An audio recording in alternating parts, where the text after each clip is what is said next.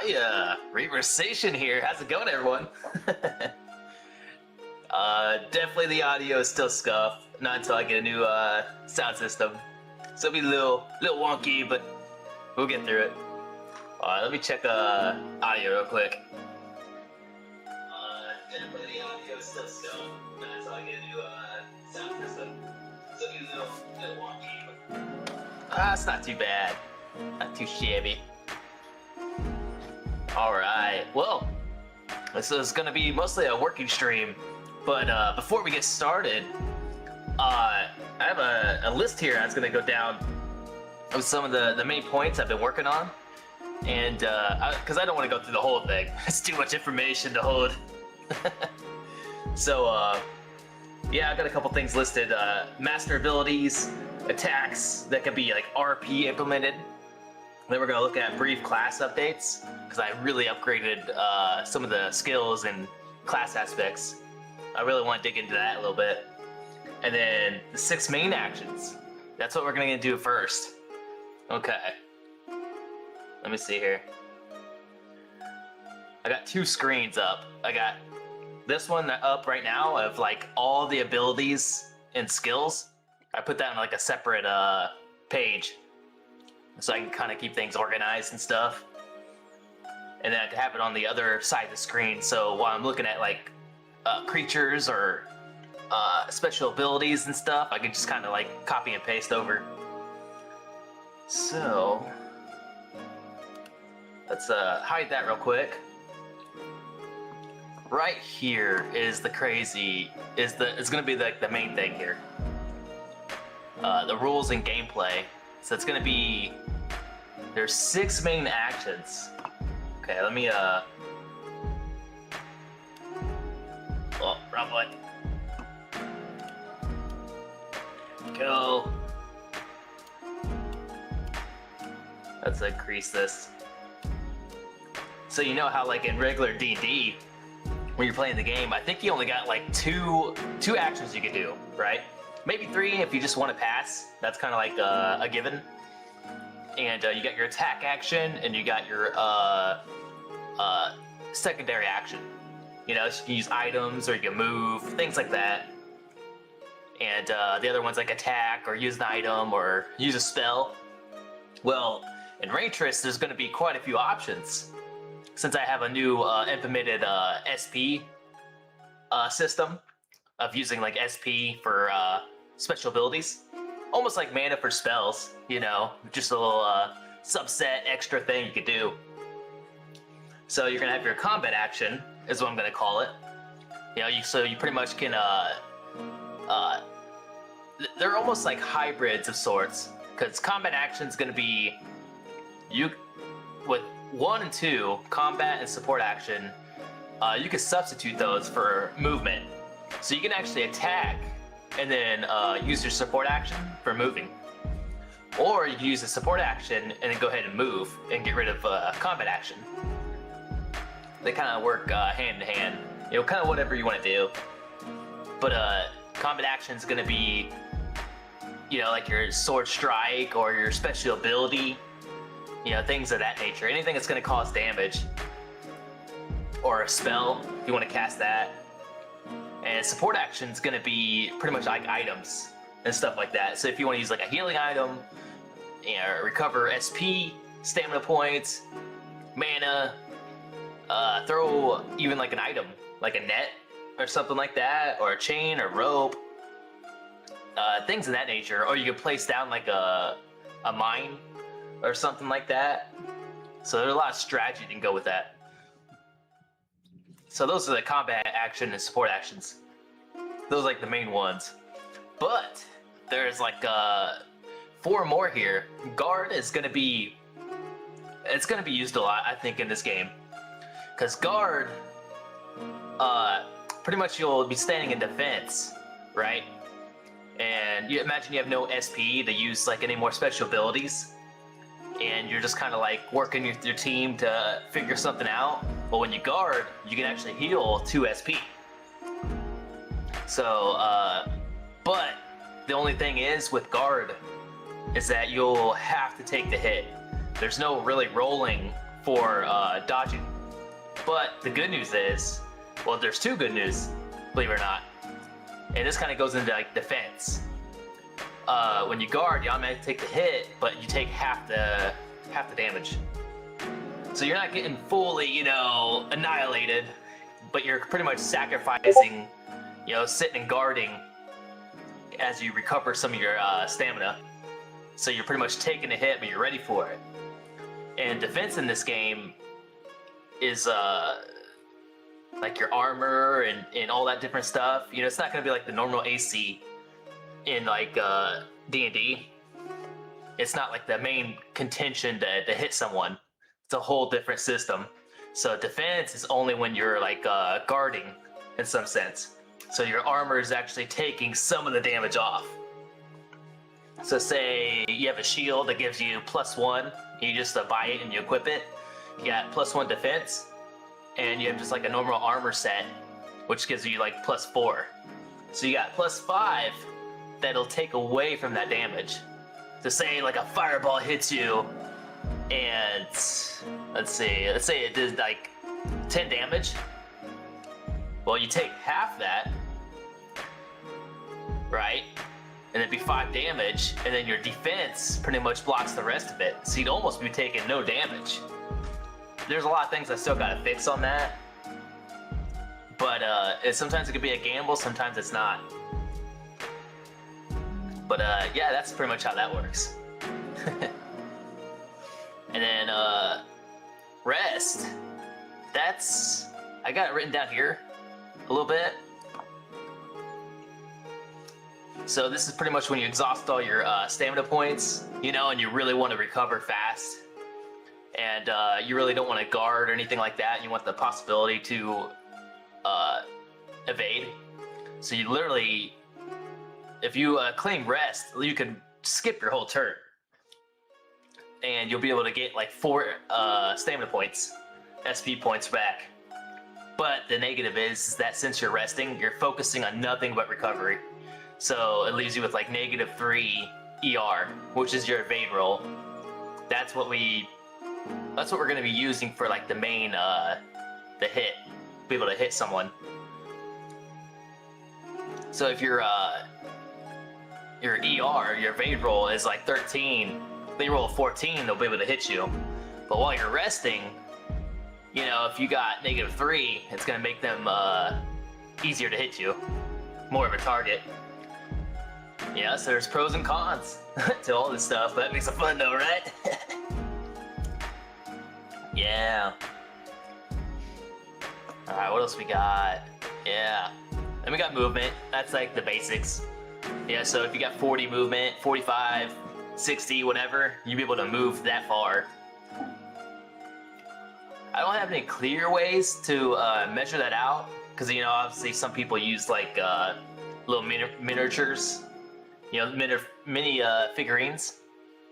You know, that could be a possibility someday, or they could still implement that, use that from D&D.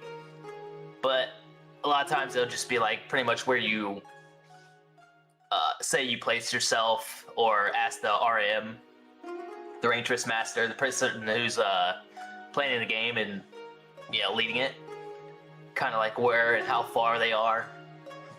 It can be a little tedious, but yeah, it is what it is. And then, of course, you could just pass if you want.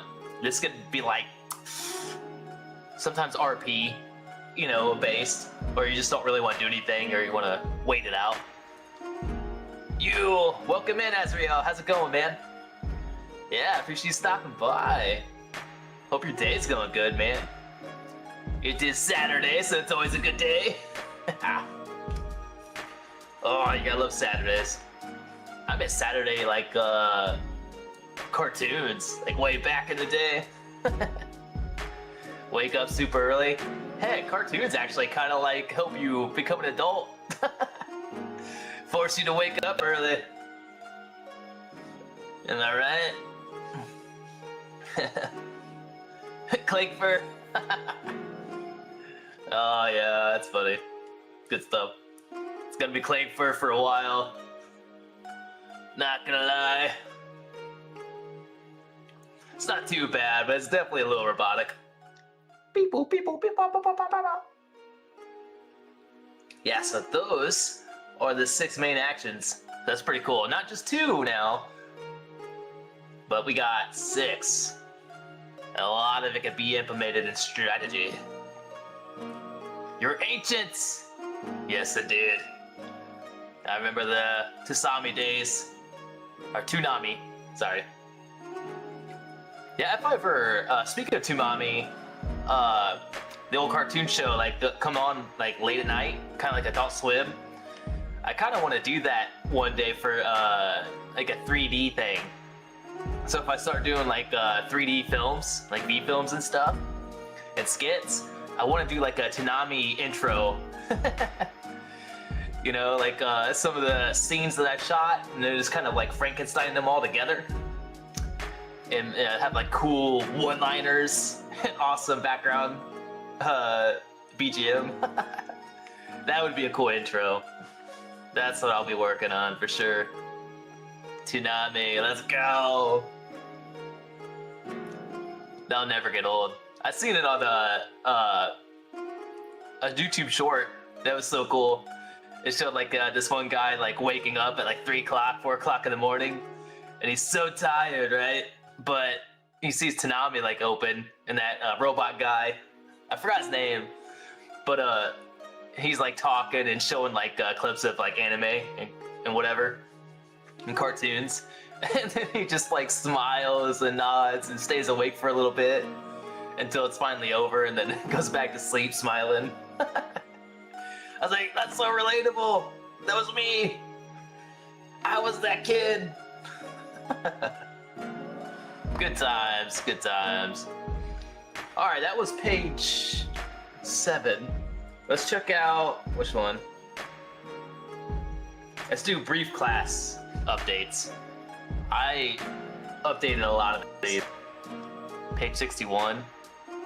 Oh yeah, I've been busy, chat. I have been busy. 61! What? Alright. I think we start with the Chi Master first. Yeah, this used to be kind of blank. So, I went pretty far on this.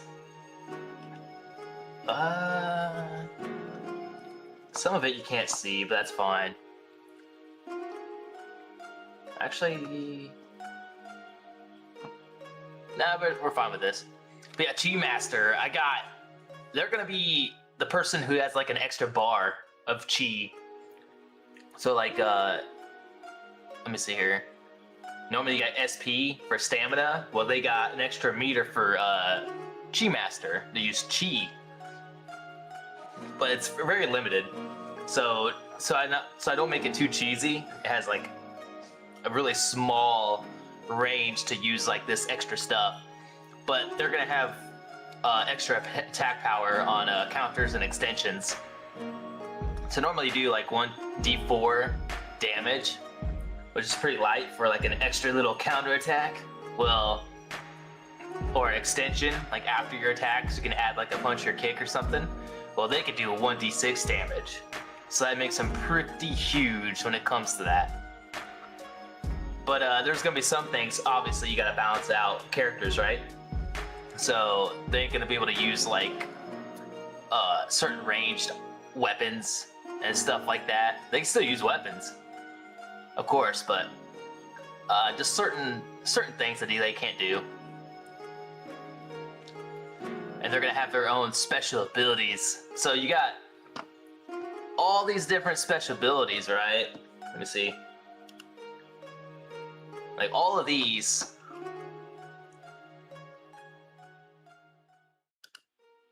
Yeah, all of these are like ones that you can learn, that anyone can learn, for most part. And so all classes, all players, as long as you can get the EXP and gain it through fighting and training and quests, you can buy, well, most of these. Some of them are flying tags, some of them are specific, but I'm not talking about super specific ones. Or if you buy a shield, you can start buying some of these ones for specific shield special abilities. But as far as learning any of these, any class can. So any player can learn all this stuff. But when it comes to where is it?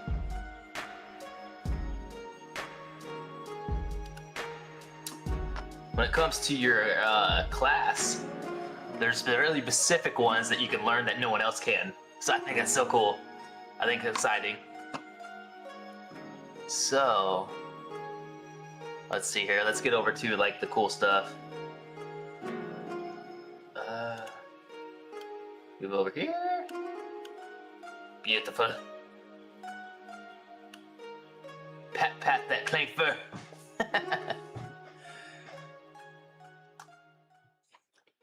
Indeed. I got extra sensories on my robotic body to sense the pats. I'm thinking of Wally for some reason, I don't know why. But yeah, he'll have extra special abilities and stuff like that that others won't have. So they'll have this Chi Master will have like countermeasure. Use Chi beforehand to anticipate an attack coming. This does triple to the damage with your counter if they should miss. So if you're kind of guessing someone's going to attack you, because sometimes there's charge attacks, you know, so you have to take like a round or 2 or 3, and they'll hit you with something really strong. But if you know it's coming, you can use like a special ability like this to kind of counter it, or you can run away, or there's a lot of stuff you could do. And there's special abilities that can disrupt charge attacks like that, but only if you have them, and only if you can hit them. So there's a lot of options in this game that I'm trying to create when it comes to battling. It's not just rolling the dice, hitting someone, and you know them hitting you back and then missing. There's a lot of strategy to this. So I'm so excited about that. I just gotta find the balance. That's gonna be my main thing first. I got to play a few games to figure out what that balance is. Let me see here. But yeah, so that'd be times 6 damage counter if they miss. So normally that's 1d4. Well, Chi Masters get 1d6. So you definitely probably don't want to attack that Chi Master. And they got Chi Force, which is gonna be pretty cool. I accidentally wrote that down twice for some reason. Hold on, figure that. But these are ones that you're gonna have to learn, but no one else can learn them. You harness your Chi to allow it to flow and build in your body. So next turn you have 2d4 rounds of +3 AR, +3 ER. So attack roll, so you get +3 on your attack roll. And then you get +3 on your ER roll, so when someone's attacking you, they have to get possibly 3 higher to hit you. And you get +4 defense, so if you're ever doing a guard or anything like that, you know, that'll help you even more out. You need a full Chi bar if needed, no matter the amount, and use them all. Chi bar doesn't recover until the ability is done. So it depends on the rounds. So if you roll 2 d4s, and say you get 2 on one, you get 3 on the other, so you got 5 rounds that you'll be like that improved. But you use all your Chi, and you can't restore that until it's the ability's done. So you can only use like your standard stamina points. So it has to have some sort of con, right? In another universe, Reaver is a chihuahua. Hey, maybe. I'm sure it exists. And depending on how many dimensions too, I bet everything exists. If it does. Yes. And you got a cool Chi wave sort of thing here. So your Chi, you harness your Chi around your weapon and either send out a ball of dense Chi or a blade of Chi at the enemy, slicing through rock, tree, and even metal if strong enough. So it's like a little forceful wave made from your Chi. So it does 15 damage, so that's pretty solid. 70 feet range, and it takes 3 chi points to do. And you have to eventually learn or get 30 XP to use for it. But there's some abilities that you can actually improve. So with the Chi Wave times 2, you save up another 33 EXP. You can actually extend that if you want. You can always go back to the original, but with Chi Wave, then it goes to 20 damage with 70 feet, so it improves just a little bit with 1 more CP.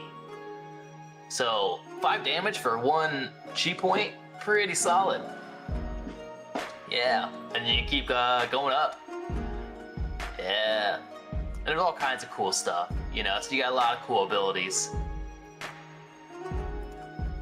And then with the Venator, I improved it quite a bit. I actually gave them quite a bit. Muta Whips, Giant Muta Axe, Muta Claws, everything that creates from like that thing that's inside your body, the Mutasphere. Spike Cataclysm. I've got you. Just a lot of cool attacks. And also, since they're hunters of monsters and stuff, they'll actually get like a cool, unique gun each Venator has on top of their coat and the Mutasphere. So you got 3 canisters on this gun, and you can put like stun gas, free gas, paralyzed gas, or poison gas in there. And you have to generally find like these mushrooms that generate these things, so you can collect it and put it back in the can. And you got like a 3 spike shot, so it shoots out like the special arena wood, which is like the strongest wood in this Raintres universe.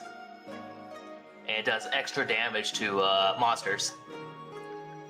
3 to 6 damage, so it's super strong, especially against monsters. And it's got like a curved blade on the bottom of it, so it makes your counters and extensions even more deadlier. They're like the second best when it comes to counters and extensions to Chi Masters, because it's not just 1d4 damage, they get 1d4 damage plus 2, so it's always going to do 2 damage on top of whatever you roll. Yeah, they're trained hunters. They're more made for this. Oh yeah, and special abilities. There's gonna be like superhumans and whatnot. So there's this pretty much mortals with like special gifts. They're not super OP'd or powerful, but it definitely gives you an edge and some cool things. You got matter manipulation, and it kind of tells you exactly kind of what that's about, and then you get to pick whatever you want, by the way. Yeah. And then you can create like spikes out of nowhere. You can create shields out of the matter that's around you. Stretch matter. Oh yeah, you can stretch things and whatever, like a metal rod or a doorknob. So you pretty much use the environment to attack your opponents. It has limited range, 10 feet, but it gives you a lot of cool options, you know? Yeah. Create cannons out of matter after learning them with the EXP. And you got zombification. So if you want to be a zombie in this game, you got specific awesome special abilities.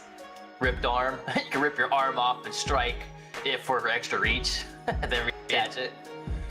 So you do basic damage with like a +1 because it's a special ability, and then you got 15-foot range that you can hit somebody with your extra arm. Pow! Yeah, and you have to use power points for a lot of these. So it's not just SP. You'll have like a power bar for supernatural and gods and stuff. Rotating torso. You spinning their upper torso and smacking them. You detach your lower body and then spin around, striking with your fists or weapon at a rapid spin. 44 damage +1, and it has 3 power. So it's a lot. I try to do it with like a lot of zombie themed attacks, Yeah.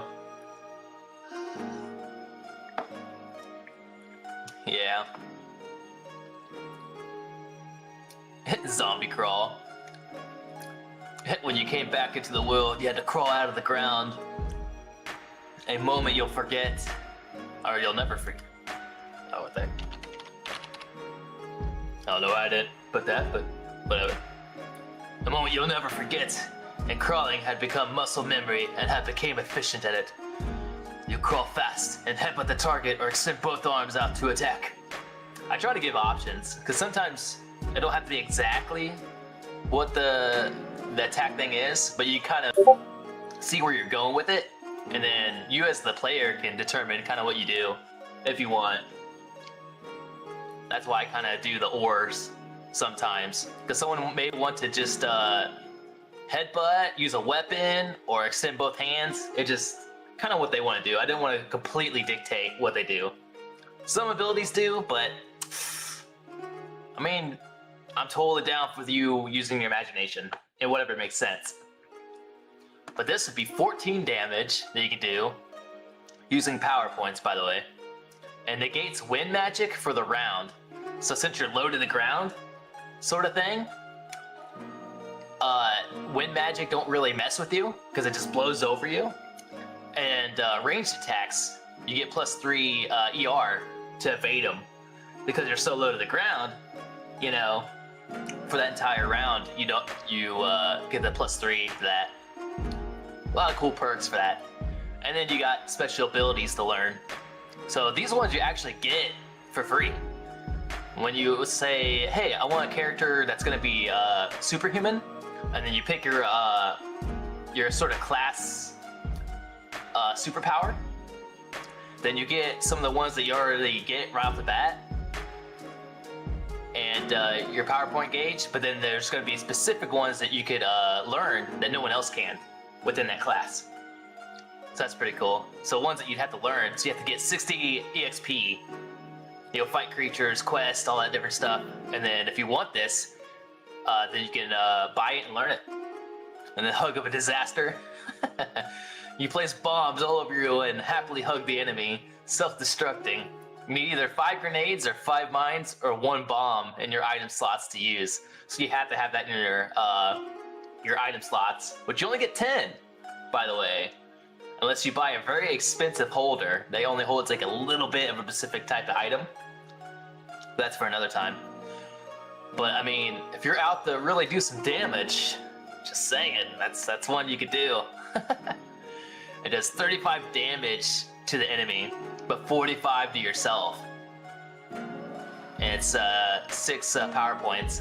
So it's just one of those things where it's like, okay, I could do a lot of damage, and then we could probably use some items to heal us.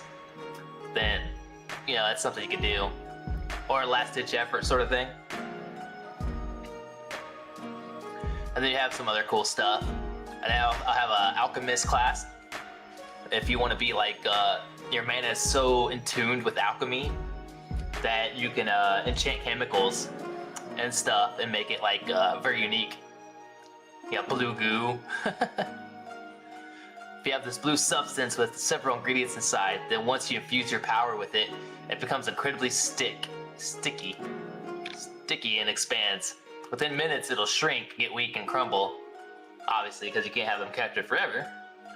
But it has capture 12 plus 3 on roll. So normally when you use like a capture, so you're like, you capture them with like a chain, a net, some sort of device, magic, all kinds of certain things. They have to beat a 12 to break out of it. And then they can use an action. But this one will get like a plus 3 on it.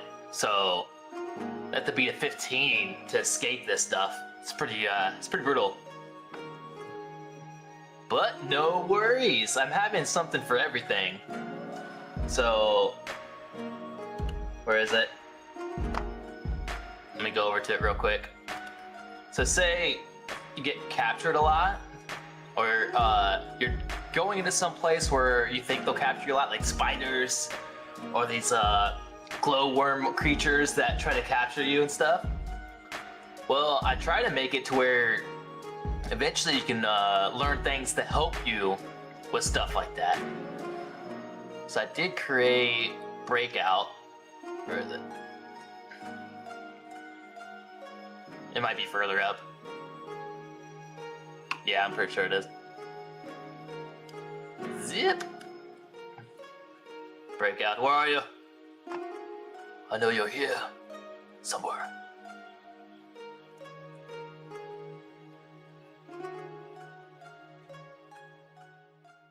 Breakout.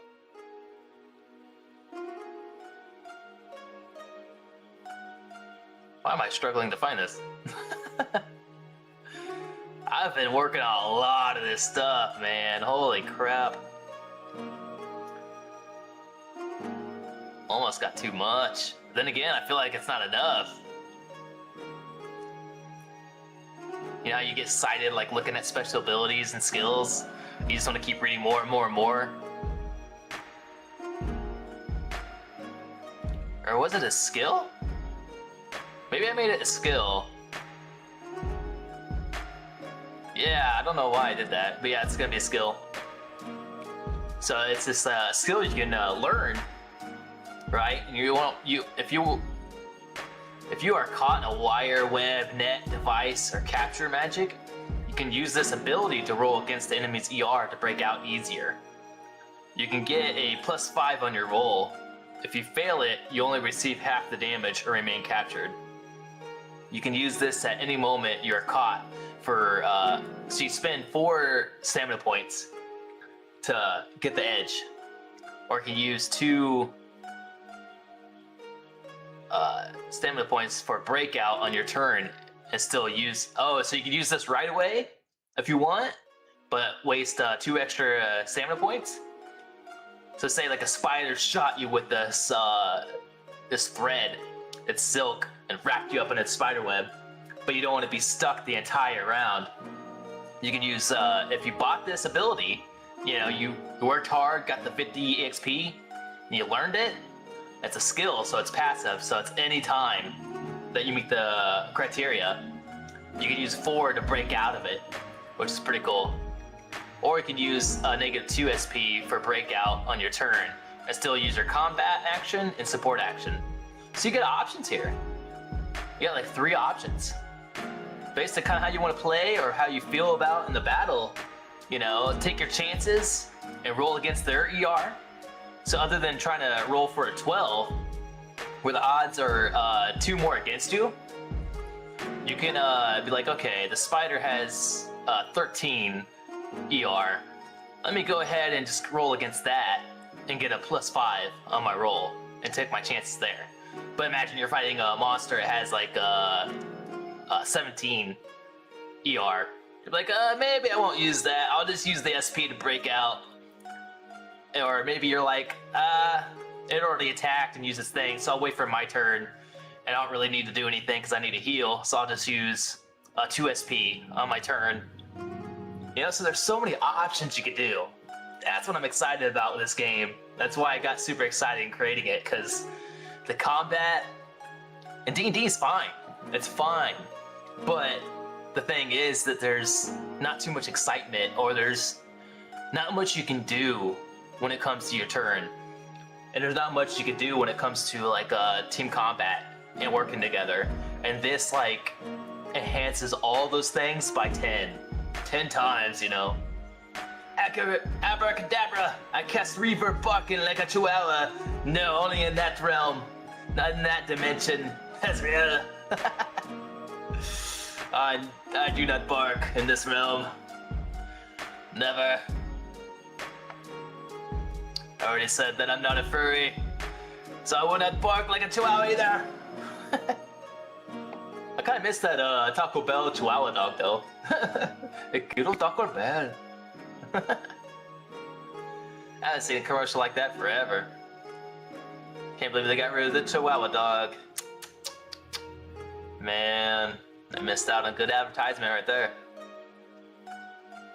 Quiero Taco Bell. Yeah, so that's a cool skill to get. That's cool stuff. Yeah.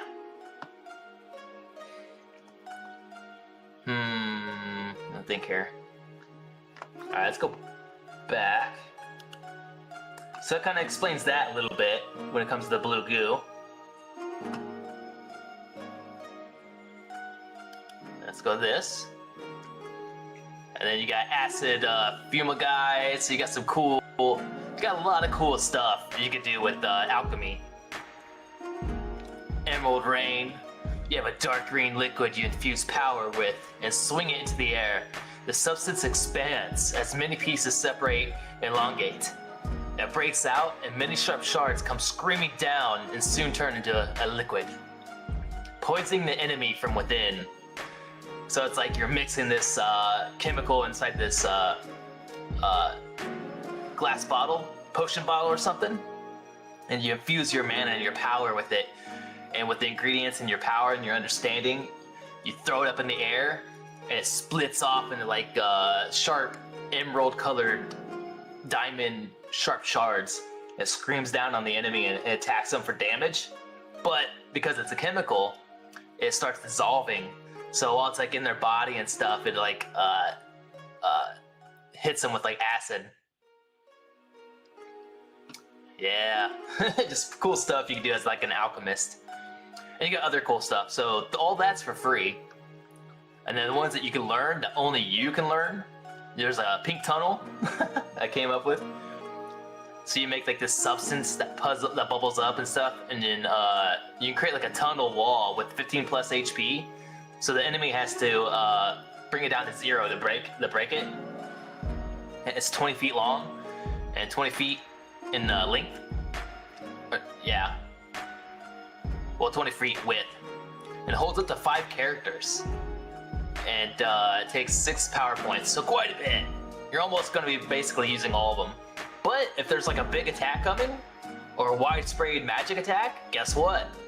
You can create that tunnel and get at least 5 of the characters or your allies inside and protect them against that attack. So it'd be incredibly useful. And all kinds of other cool attacks. I got the Wizard, Mage, and Necromancer, which are all the same but different at the same time. They each got their own perks. You know, Necromancer's gonna learn mostly level 3 caliber spells of like summons and stuff. It's hippity hoppity baloney. What kind of magic spell is that? Actually, that goes with the Food Master. Get extra 30 mana points, so it really benefits you when you pick this class for magic. And Wizards are the only one that can learn negate spells, so they can actually counter spells and negate them. And Mages have their own perks. Like, each one has their own perks and capabilities. Like for like the main premise of magic and spells, most of them are the same. But each one kind of has their own little edge when it comes to how you want to play. Shame! Reaver didn't get it! What? What did I get? Tippy hoppity baloney? I guess I didn't. I don't know. What was he going for there?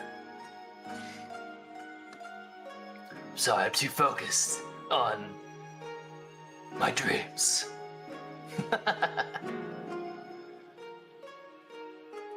Wizard and Mage abilities, I kind of like clump them together because Wizards and Mage are basically the same. Necromancers are pretty different. But yeah, they get some cool stuff. Spell Sword, Breaker Blade. Necromancers get a lot of like physical manifestation attacks and Mana Siphon. So Wizards and Mage can't really like take life and give it to themselves, or take mana and give it to themselves, but Necromancers can. So they'll have like an edge in that. A reference to the Lego movie. Oh, I've never seen Lego movie. I haven't seen it. That's probably why. Dang it. Yeah, I was surprised. It caught my eye a few times. You know, like how you see the commercial of like a movie. I was like, I think I want to see that at some point, but you just never get around to it. But yeah, Lego movie definitely looks pretty fun. I think there's one with like Batman too, right? Unless that's like the same one. You got Artificer, where you get to choose kind of what like amazing artifact you want. Floating Guardians, Spinning Shields, Iron Maiden, all kinds of different stuff. You got detective stuff. I still need to improve on them. Vagabond Warrior, this is the last one I worked on. Where Vagabond Warrior is going to be more of like the tank fighter class sort of thing. But you can pretty much make it whatever direction you want to go to. They actually have special abilities to where you can do like a cool attack, but if you have the extra SP, stamina points, you can put another special attack inside of it. So they're definitely big time fighters. Very balanced warrior.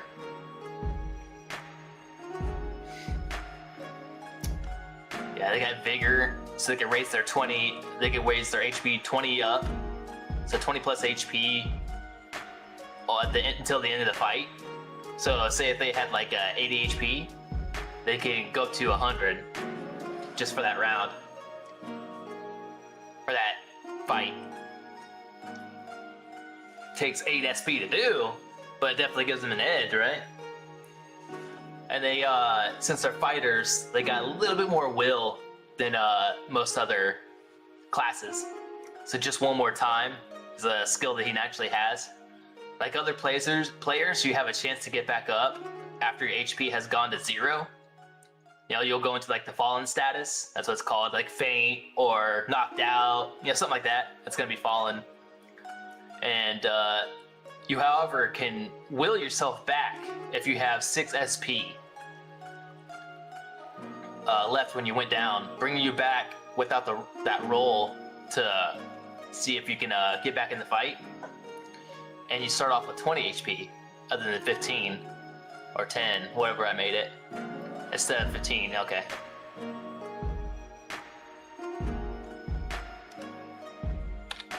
But this is only done once each battle, so you're gonna do it once. And you got big power-ups, really cool attacks. Yeah. Oh, I worked on Shinobi a lot too. So the Ninja Shinobi class that you can do. Get your own cool special abilities, shadow steps. So you're a big time agility person. So you move and fight a lot. Really move around the battlefield quite a bit. And you can use, oh yeah, there's 2 main factors. You can use throwing weapons, but you get a lot of bonuses with throwing weapons. So it gives you a lot of edge on that. And it gives you a lot of edge on like shadow clones, so it makes you hard to hit. And then you also, if you choose to, you don't have to. You'll just kind of have this on the side, or you can make it as like a main weapon. That's why I made it 1d6 damage. But you can make it like a mana bow and a mana arrow and shoot arrows like indefinitely. Using your inherent power. So there's a lot of cool special abilities with the bow that you can do. Yeah. Kinetic. I showed that one time. Merg, I gotta improve on that one too. I did improve some stuff though. Grenade blade, you wrap like bombs, like strapped to like a belt around your blade, cover it with a shield, and you're able to slash with it, and it blows up in their face. You got the shield to kind of protect you. You have to have a shield to do this ability. Handcuff arrest. You tackle them and place handcuffs on them and stuff like that, or a rope, and then leap away. It's like a capture thing. Kind of cool. Yeah, I got all kinds of cool stuff for that. Cookmaster. Oh yeah, I made a couple new ones for that. So there's pretty much was Food Master, Their special abilities also link in with finding ingredients. So once you find the ingredients, then you can learn these special abilities. That's why their cost is so low. Yeah, they do a lot of crazy stuff for you. Big time buffs.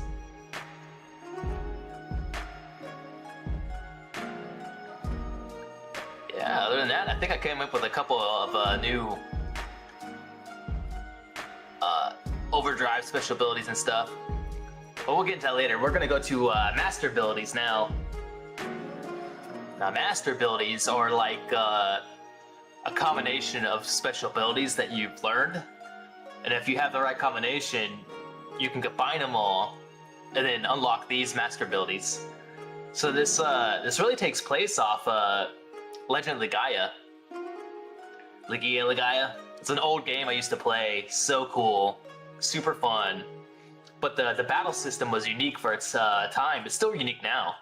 So you had like an up, down, left, and right, and you press either left, down, left, or right on the D-pad, and you'd be like left punch, right punch, high kick, low kick. And you go at it after you input the commands. It go up. Your character would run up and do those exact commands. You know, like in a turn-based game. Really cool. But if you got the right combination, so it's like right, up, down, or something like that, it unlocked like a special ability, like a new art, you know, and it unlocked this new cool attack, and it'd be like a PK combo is what it's called or something.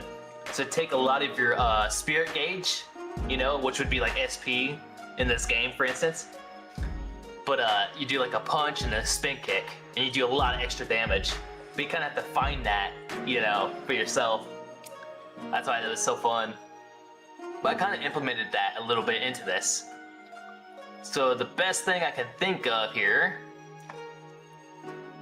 is that, oh, wait a minute. Oh, let me switch this.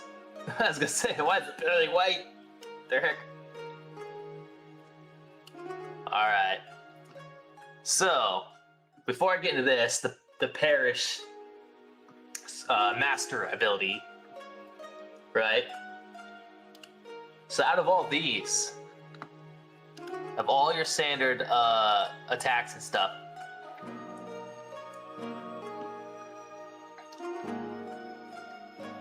oh, these are all skills. So say over time you got some of these, right? So imagine you got wasp nests, you learned it. It's got you unleash a flurry of thrusts that look like a blur. 44 damage, minus 3 stamina points. It's like, oh, that sounds cool, I want to use that real quick. It's not too much stamina points, it hits a lot, you know, so I like that. And maybe you got like a rapier, or you got something that gives you extra damage, or some enemies are weaker to thrusts, so they get like a +2, +3 damage for the hits, which does a lot of damage to ones that are weak to thrust. And well, there might be more I can work with that, because maybe like guard, I was thinking that like thrust can bypass that, but we'll see, So I want to give people incentive to use certain things, right? But not make it like abundant. So there's only gonna be like a few skills I could do, like thrusts and stuff. But say you got that, and it's like, oh, that's cool. It's a nice little attack I could do. I might make that 2 though. Yeah. I mean, technically you can get only 4 damage if you rolled 1 with each one. Yeah, we'll do that 2. It won't be worth the 3. But yeah, say you learn that, and you go around and you learn some of these other cool ones and stuff. You know, it's like, oh, this looks cool, this looks cool. Either by accident, or you looked at the master ability yourself.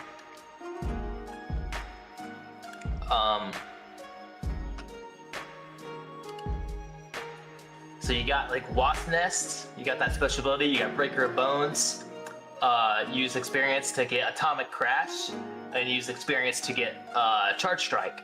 If you have all of these special abilities already bought and learned, then this one will be open up to you, Perish, which is a master ability. Yeah. Actually, I need to put down... Hold on a sec.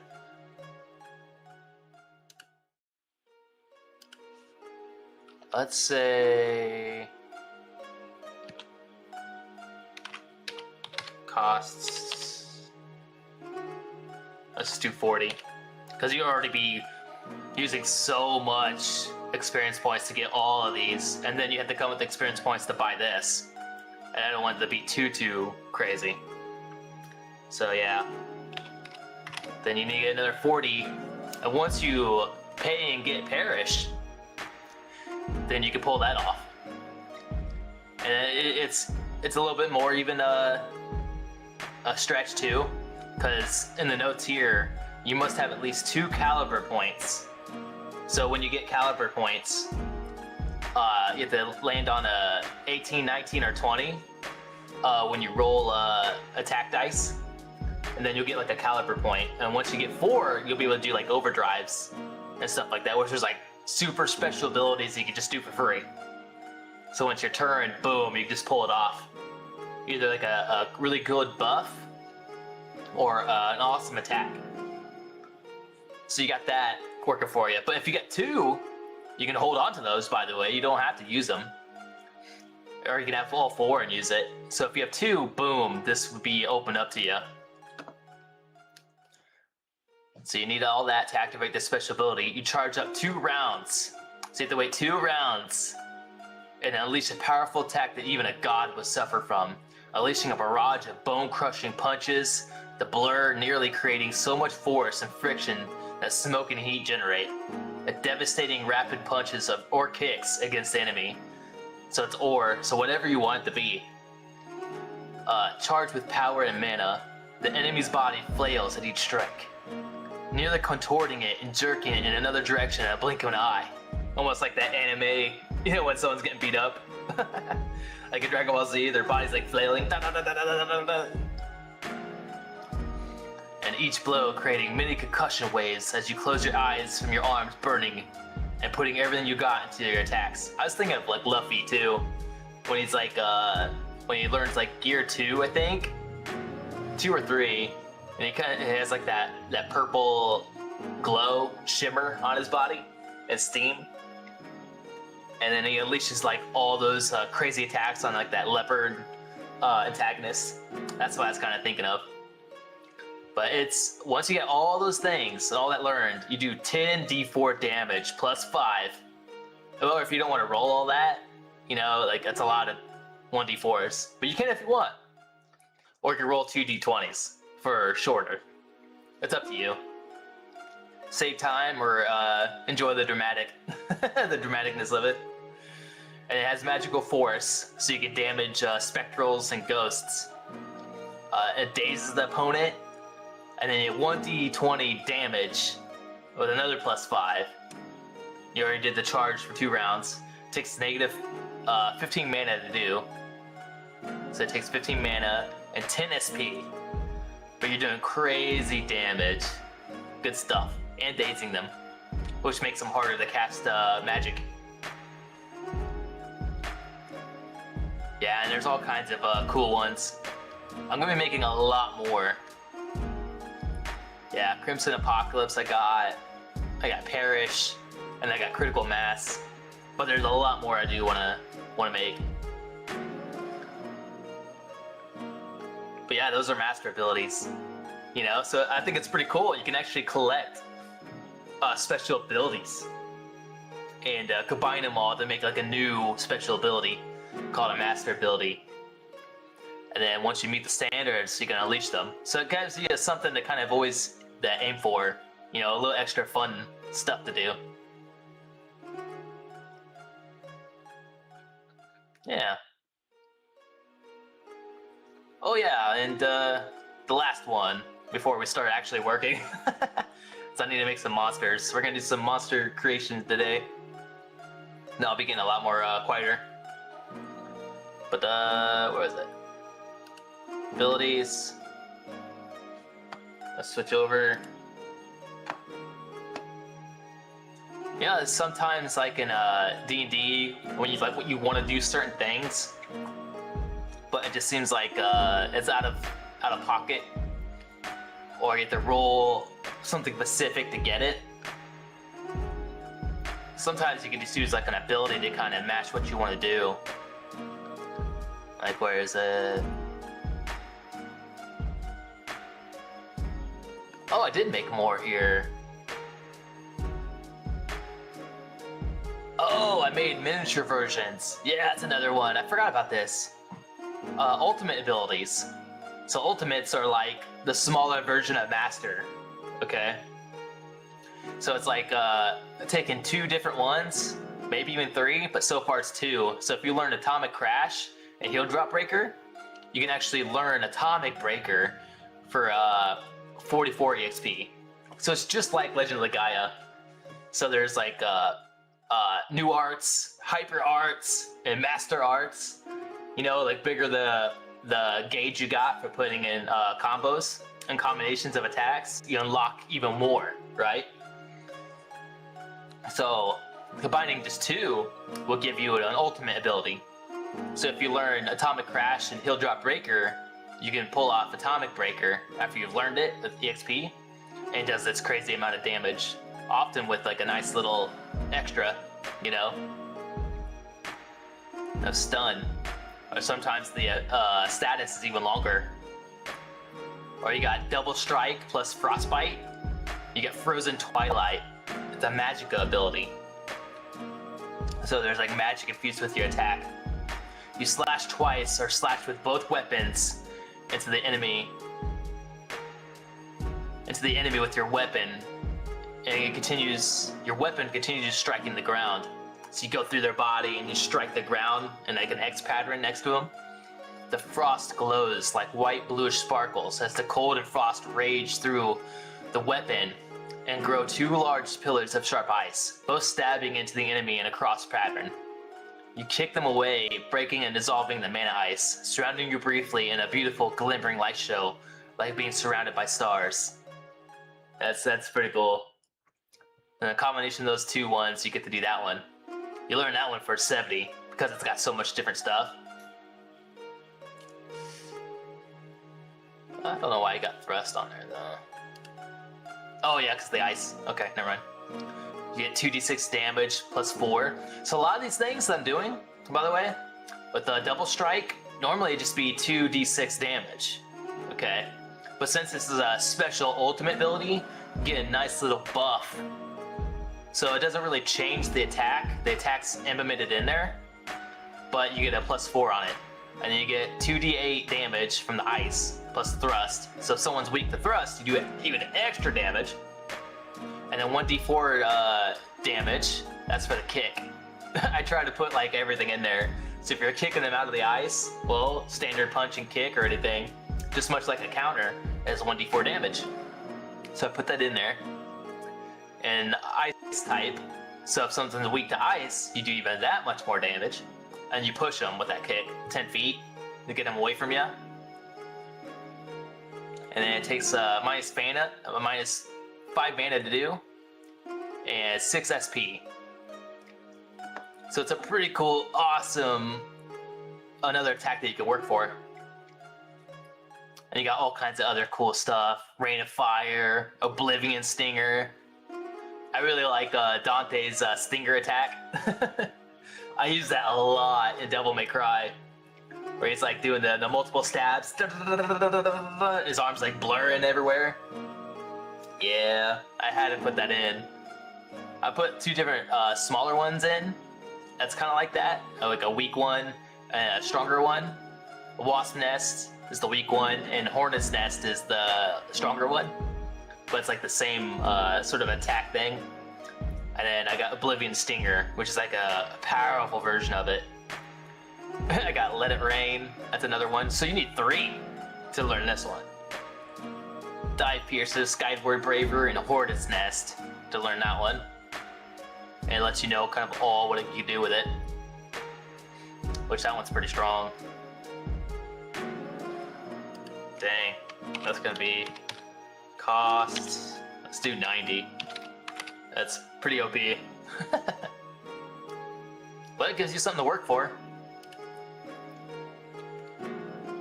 Yeah, I'll have to make quite a bit more of those too. Anything that you can give players urgency and something to work for, a goal and a purpose, that makes for, I think, in my opinion, like the ultimate game. You know, you always have something you're trying to work towards. I mean, that's why I did the same thing, like, why am I blanking on it right now? Oh, World of Warcraft. I never played it, but, you know, it's pretty big. Why they collect mounts and stuff like that. So I did the same thing with this game in its own way. Riders. So, you know, you have something else you can grab and collect and stuff. Doing quests, collecting them, you'll get a new one. Stuff like that. Oh yeah, I didn't even get to like what I was here for. Hold on. Anyway, I'm getting distracted. Alright, where is it? I didn't put it in the wrong thing, did I?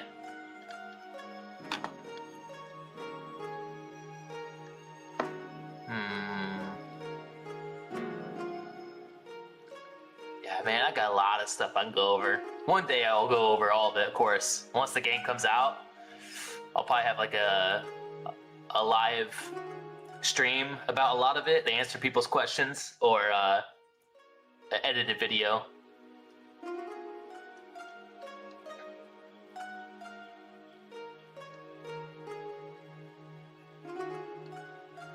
Where did I put that? Oh, this is personal. Here it is. This is personal special ability. You know, it's only for 15, but you forget about your positioning and footwork and stab the enemy or choke slam them while slamming into them, both of you falling to the ground.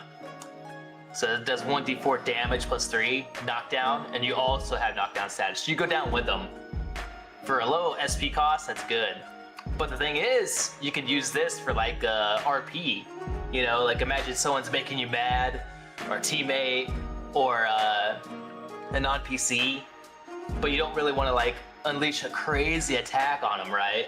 Do a lot of damage, but you're like, hey, I'm gonna do this as personal, and as you RP and you pull that ability off on them, and you're both on the ground, you know, and it just makes it dramatic, you know, sort of thing. So I'm giving people more options to do certain actions. That's all already within like the rule set. Yeah.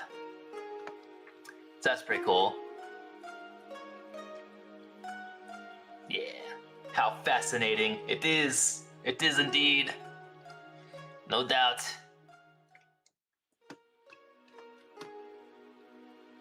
Nah, we'll make that 2. Make that 2. There's gonna be a lot of changes and fixing I gotta do at some point, I'm sure. Once I start playing, it'll really help me out. You know, is 2 SP enough, not enough, or 4? The balance is gonna be the biggest thing. Okay, now let's get making some monsters. Let's go.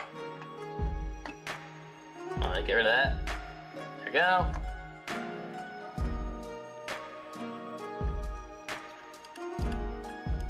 Yeah, I just needed to grind on that. Got to make a lot of monsters, right? Hocus pocus, you've now lost your focus. I can't, Azrael, not know. I have to stay focused and get this bad boy out. Keep thinking like, oh man. You think that you're close, but there's so much more you need to do. Caliber summons, I need to come up with all kinds of level 1 summons. You know, things you can summon. Oh yeah, we're gonna be doing some of those too, by the way. After I'm kind of like drained on like monsters, I gotta come up here and do some summons too. I just came out with the floating eye. Floating eyeball made of magic and light blue. It looks encased in a mirror handle and stays near you at all times until it fades. It's only got 4 HP, 4 stamina points, so they're not supposed to be strong, you know, but like a nice little assistance. And it has no attacks, believe it or not. Like this one actually has no attacks, but it has a lookout ability. This will activate its eye and watch all around you, declaring a threat during that time and warning you. So it gives you an edge with like evading. So 1 full round, for the entire round, you get a +2 evade roll for using 2 of its SP. So it's down to 2.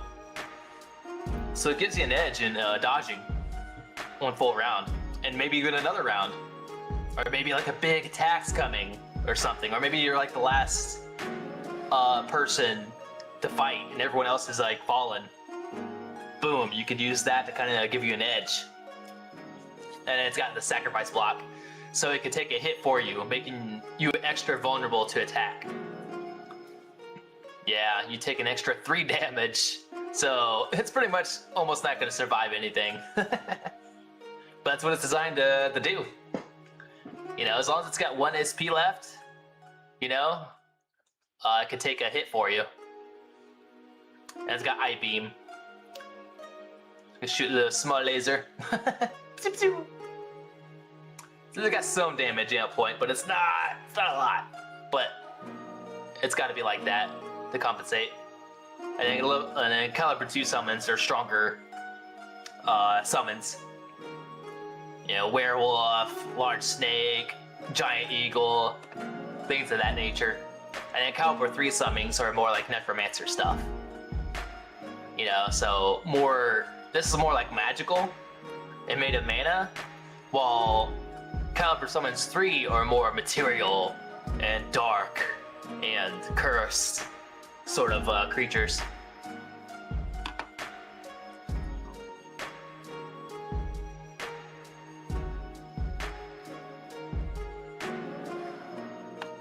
Aw, man, I gotta stop getting distracted.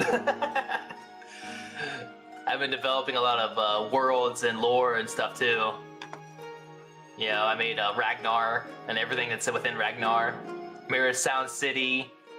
So it's gonna give you like a lot of different things to look at and use like stories for and whatever. Mana Flow, kind of what that's about. A planet that you can visit, so the World Engine. So it's like the Death Star, but it's not like a giant weapon. It's just a flying planet made of metal and giant engines, and it has its own rules and certain stuff that's going on with it.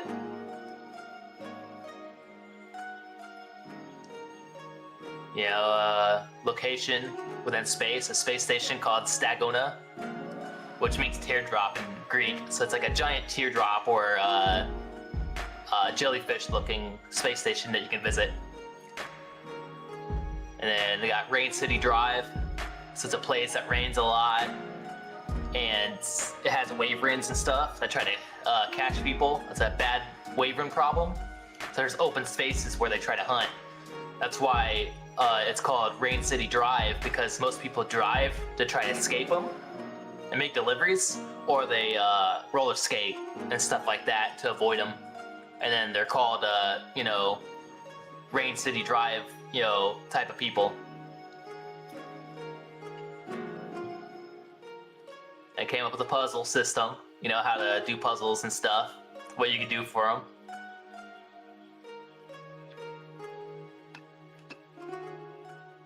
Yeah, working hard on it, chat, working hard. Different realms. Deep snow and lava beds and sharp rocky terrain. I don't want to go too crazy with terrain. Yeah, I don't want too much negatives against people's stats. Sometimes it could be debilitating, you know? So it's going to be very limited when it comes to that. Really, it's only reaching like treasures and stuff like that, and be able to navigate terrain to get extra stuff. So a lot of times that's where the riders or special skills come in. You know, if your character has flying, well, that's going to help you with a lot of stuff the riders wouldn't been able to do otherwise. I got a whole bunch of different new riders I came up with. Boulder Snail, Toda, Sheik, Giant Hair Spotter, Crescent Moon Stallion, Annieth, Octokai, Sheller, Golden Emerald Bastion Bird, Reddit Gecko. I'm still developing the vessel battles. I simplified it quite a bit. And space battles. Alright, enemies and monsters, here we go. Stop getting distracted.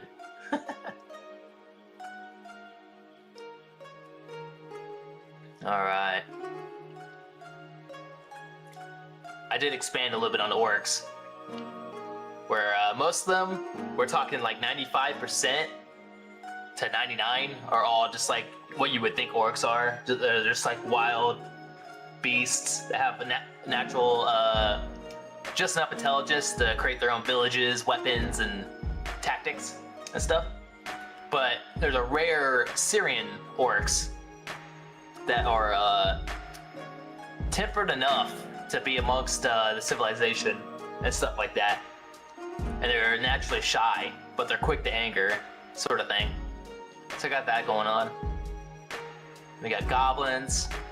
So pretty much today, I gotta just come up with like monsters, their HP, kind of like their basic stats, their standardized attacks, which most of them will be 1d6 or 2d4. And their special abilities that they'll have. And that's it. There'll be super weak ones, average ones, and then medium strength ones. Had gremlins. That's a new one I came up with not too long ago. Gremlins, snow lizard, and sprouts. Okay, spriggans, mountain giant.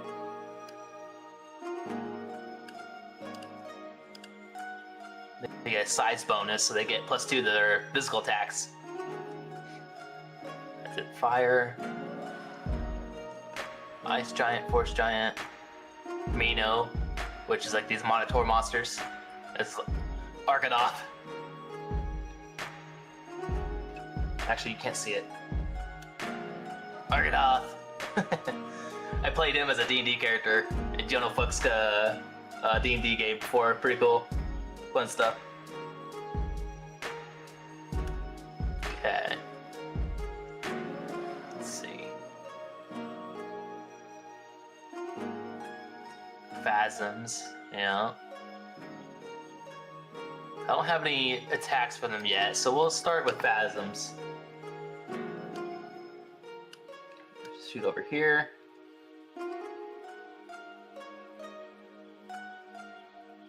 Okay.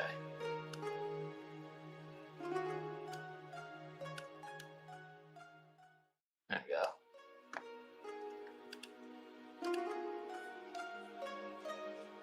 Man, I gotta do them at some point.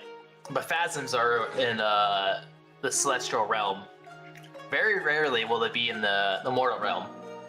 They have to latch on to something from the Mortal Realm and be able to hide inside their bodies and go inside the Mortal Realm in order to exist there. Super rare. And it's even super hard for the Phasms to do, if they even get the intelligence to. Okay, HP 12. So these are small Phasms. You know, they're like flying stingray shaped or odd shaped, or orbs with like arms and stuff, things like that. Just random assorted weird looking beings of energy that are seeking out energy. And guess what? Mortals are energy. Killing them to take it. They don't care. Alright, stamina. let's just do 4. Let's keep it simple. Mana, let's do just 12. And then attack.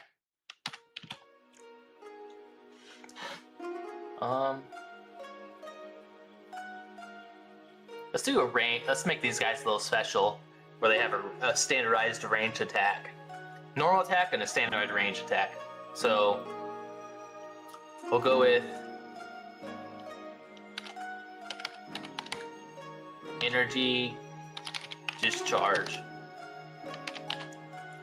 So it fires 2 small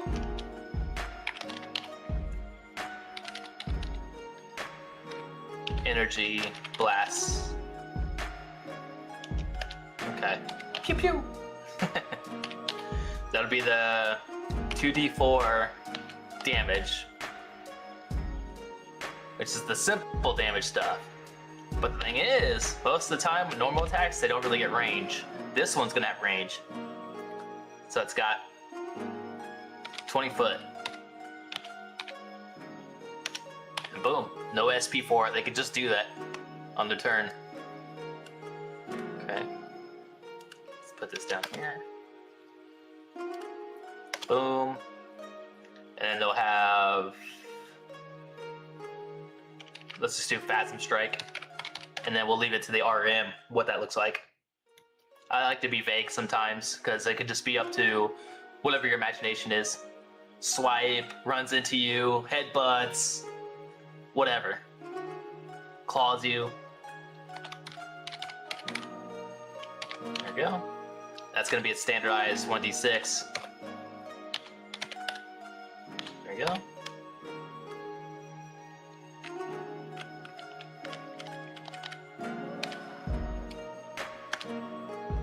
Now, special abilities.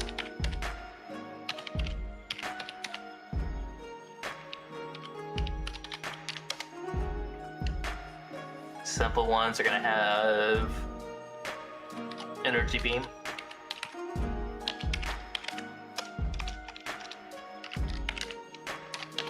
Energy beam.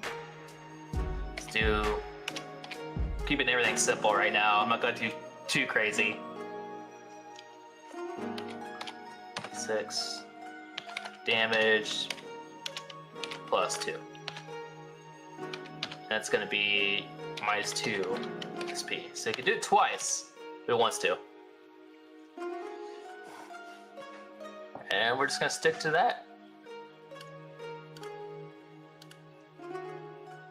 Really simple Phasm.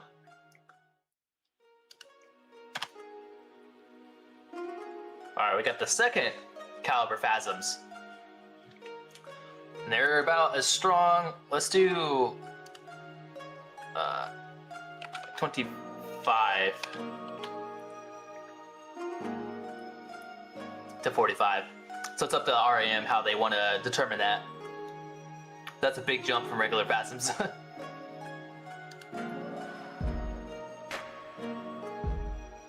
And then elemental Phasms are just slightly stronger, with an elemental boost. So let's do all the standardized stuff.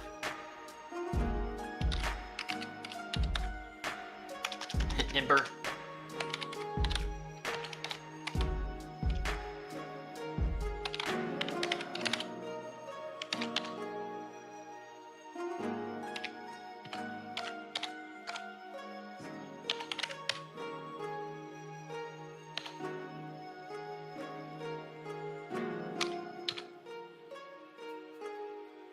Let's do 30 feet since they're bigger and stronger.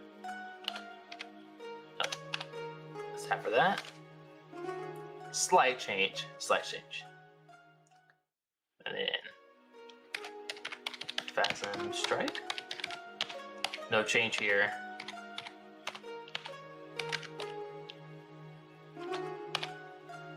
Standardized attack.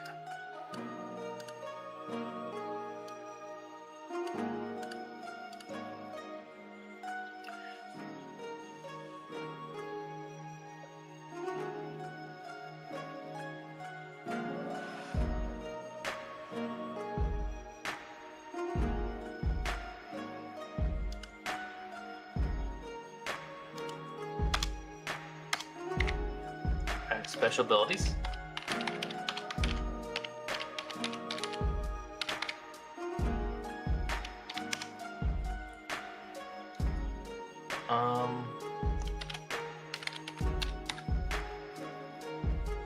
Energy.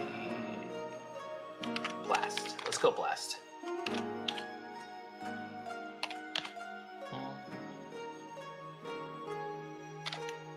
Let's do 1d8 damage. Plus 2. Yeah. Let's do 50 feet. And then minus 4 SP. I try to be a little bit more harder sometimes on the monsters, since, you know, you'll run into a lot of them. And I want to make them really work for it.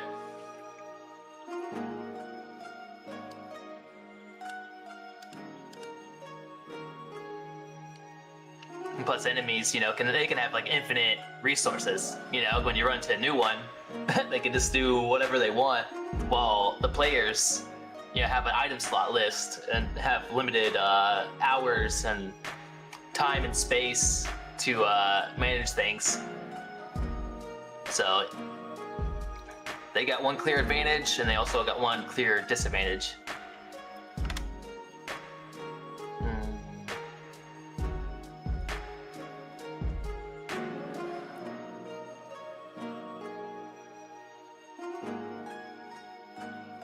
Let's do a normal special ability, I think, here.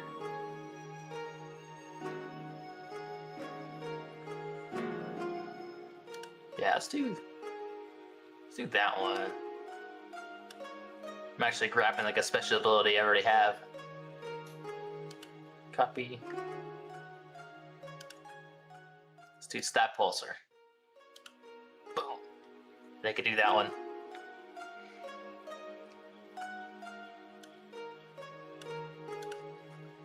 Beautiful.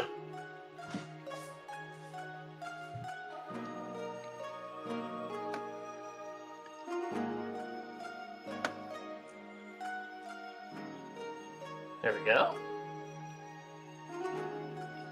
I might add on to these later, but I'm getting like a basic foundation so I could really have something I'm looking forward to. Because once I'm able to see, like, okay, I think this is enough enemies, you know, once I want to feel like if this was fleshed out and polished, it could be a game tomorrow, sort of thing. So I try not to spend too much time to definitely come out with like what's the best thing for this character, this monster, current ability set list, something that makes sense. You know, I try to get as close as possible and then move on from that. And then later on, once I have everything I could do and work on, then I can go back in and really refine it and polish it. I'd say revision it, and then, because you don't want to put too much gumption in something and too much time and effort and precision, because once you actually start playing the game and you test it out and I start playing it and I see like all these different like things that's not really balanced or something that's not like quite meshing well, well then all that work that you just did, you have to kind of like redo, reorganize. So you don't want to waste all that time. So build a good foundation. And this is coming a lot from my background in writing, you know. You can do whatever you want. I mean, it just depends how efficiently and how much work you don't want to do later on. You know, it could be frustrating by putting a lot of energy into something and having to change it all. You know, and it'll also be a waste of your time. But there's also benefits to it too, because I mean, not every time is it going to be, you know, wasted. But it's just one of those standard, helpful situations to get the best out of whatever it is that you're doing. Get it all out, get it as clean as you can, put it to the test, go back and polish it up, and you got yourself a really good thing going on without wasting too much time or having too much frustration, is all.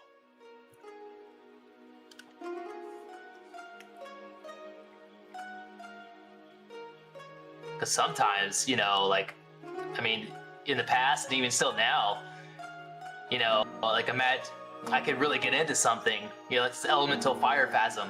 You know, I can go into the background of it and then figure out exactly what the stamina is and what kind of its special abilities are going to be and everything that it can do, and then spend like 2 hours on it, you know, and then later on figure out something's going to work better or a weakness that all the phasms are going to have. And then now it like bleeds into everything that I did. I'm like, oh man, because you gotta kill your darlings, is what they say. It's like, even though you really want something in it, your story or your work or your project, but it don't really belong or it don't really improve the story or the stuff that you're working on, right? And the other thing's gonna make it make a lot more sense and make it a lot more better. And keeping the old thing is gonna bring it down or slow it down. Either or. But you really want it in there. And that's what they call kill your darlings. Because if something don't serve a purpose or slows things down, bogs it down, or gets in the way, you just gotta let it go. Oh yeah. I had a big moment like that in one of my books from the other side, where I wrote like 214,000 words. It was just crazy. It was a crazy time when I was writing like 18 hours before, and 16 hours the next day. I was just going crazy. But over time, once I started learning things about writing, and everything needs to push the story forward. Everything needs to have like something that makes sense in the story, and not like extra fluff. And I understood that. I only kept like the parts that really mattered, and actually had like story growth and character growth, and erased everything else. Guess how much I erased from that story? I literally erased everything from 214,000 words, somewhere around that, all the way down to like 33. I erased all those words because I found out that scenes and plots that I went off and just like started doing served no purpose in the story. It was a hard pill to swallow, but it's just one of the things that you have to learn. You know, stuff that you really want in a story, or maybe like a manga or that you're doing or whatever, because it looks so cool, you know, and you want a direction to go off this way because you really want to do this special ability that you can't stop thinking about you want this character to do. So you create this whole avenue to do that thing, but then you figure out, oh, that's wasted space. It's like, okay, how can I put this special ability in there that one adds to the character development and doesn't get in the way of the story? A lot of discovery. But you know, that could be implemented even here, you know, in workflow anyway. I mean, heck, I'm up to 82,902 words, 272 pages, 60,000 words in a novel, by the way. I wrote far more than a novel just with this game I'm developing. It's crazy. But it's thanks to following the stuff that I learned, you know? Alright, Elemental Phasm. It's gonna be a little bit, well, maybe. Let's do... I try to balance it, but not make it too crazy. But Elemental Fire Phasms are ones that Celestials have to fight. Like, they're... I mean, they fight all Phasms, but these are like the dangerous ones. They could take out entire legions of normal fighters, so they're gonna have to be pretty strong. So they'll start at 45 to 120. Whatever the RM feels like they need to decide that fits the story. That's why I do that.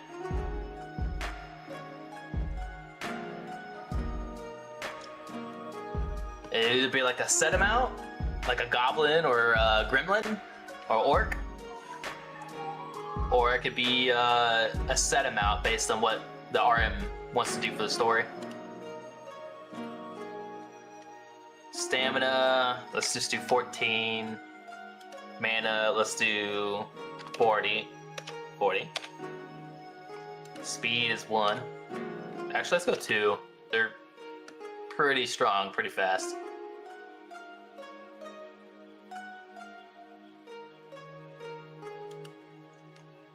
Movement. Let's do 55 feet. Standardized. Yeah. Okay. Now text.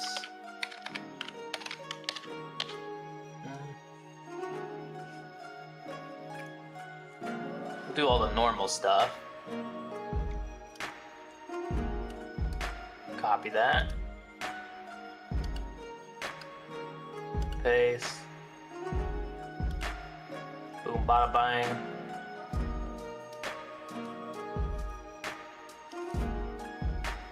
But we'll do +1 and +1. Since they're a lot more stronger and advanced, right? We'll give them a little bit of an edge. We'll show that there's a difference there in power, but not like too crazy.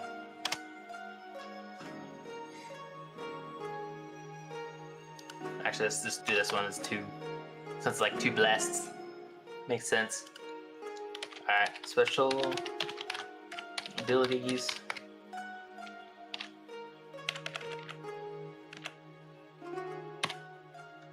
There we go.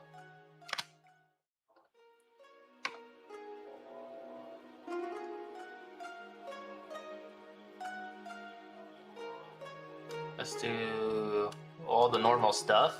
Copy.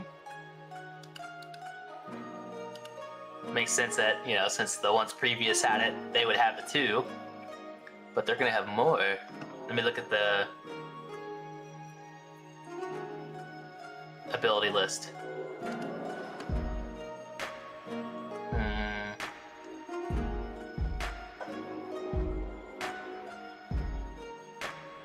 What should we do?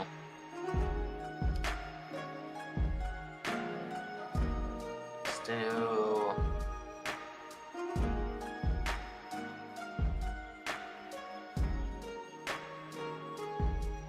Alright, I got 2 here. Let's do Atomic Crash.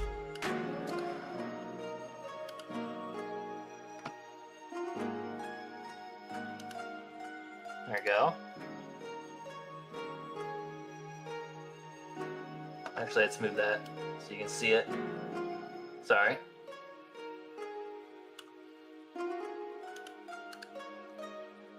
Boom. Atomic Crash, so you could actually pull that off. And then...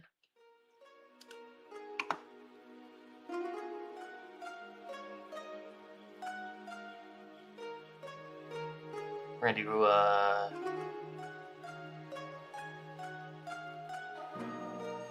Reckon Inferno. Yeah, since it's fire type. Normally I do Reckon, but we'll do Reckon Inferno.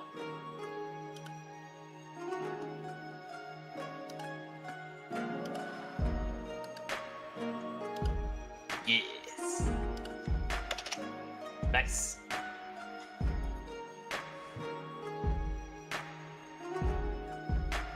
There we go, I like that.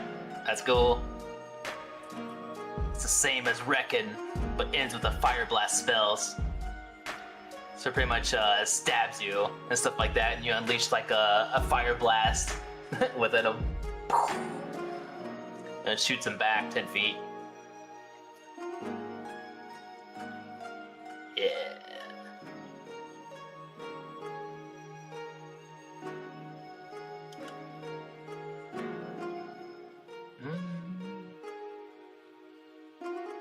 it should be some SP. Actually, forgot to put that on there.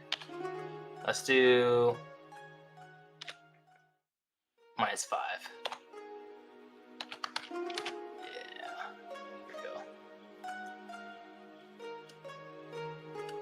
Don't need the cost on there.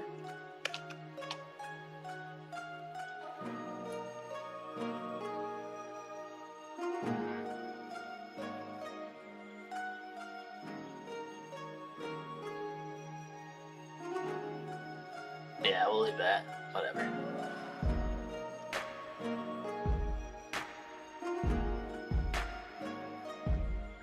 And that's good for now. That's a good basis. I can keep going. I'll probably add like a couple more, but I don't want to go too crazy. I don't want to be hunkered down thinking too much about one enemy, right? We just went over this. Pistol. I want to redesign that. Oh yeah, Sonic Scream. There we go. Some of these I've written a long time ago. I'm changing like the way I'm designing it a little bit. Some of these I've done like a long time ago. Just putting stuff down super quick. Okay, claw swipes.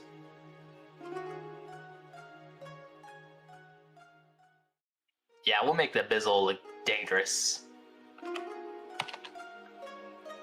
Most of the time this would be like a special ability, but it can actually do 2d6 damage, so be super careful of this guy. Players are gonna be like, what? You kidding me? It's not using any SP for this? It's like, yeah, this thing's freaking deadly. It's stupid, but it's deadly. And Sonic Scream. This one will be... so we're gonna change that.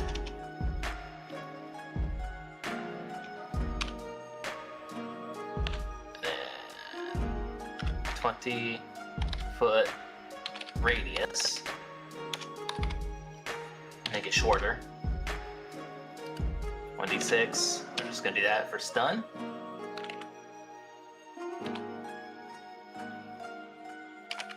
Damage. It's not gonna be 6 though. It's actually a 1d4.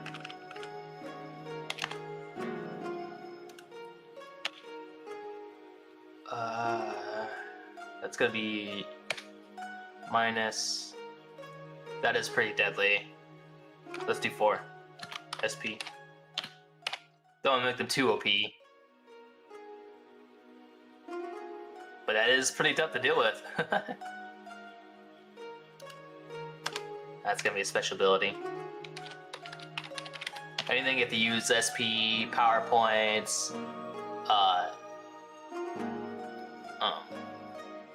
Mutasphere, Condition, all that different stuff will be special abilities.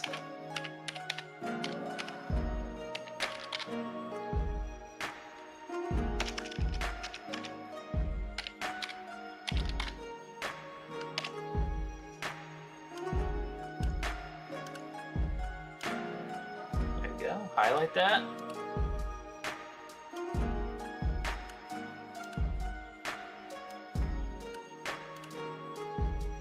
Yeah, Abyssals are actually in my first book.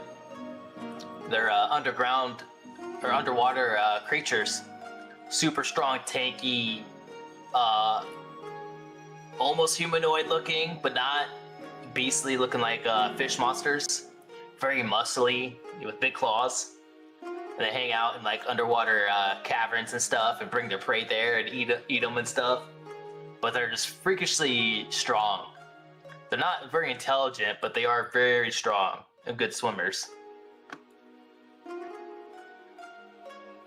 Yeah, Reaver fights a couple of them, along with the ocean goddess in the book, Lucy Solace.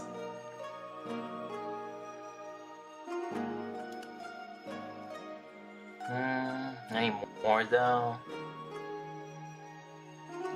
I do want one more, but what?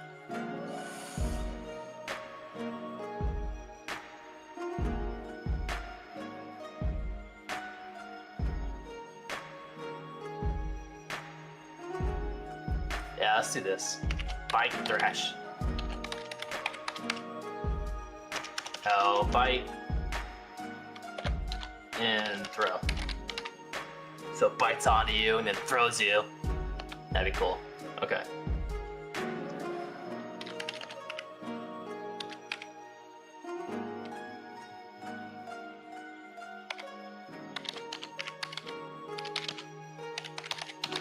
Onto your shoulder and throws you across the ground.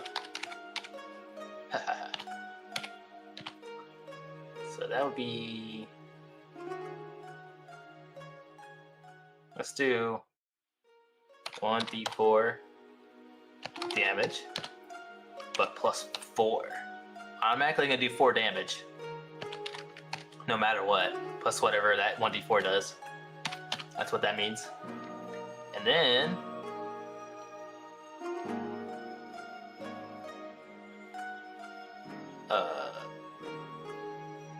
throws you 15 feet away.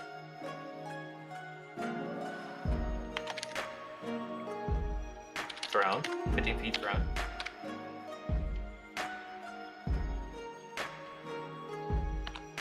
I don't know if I want the knockdown though.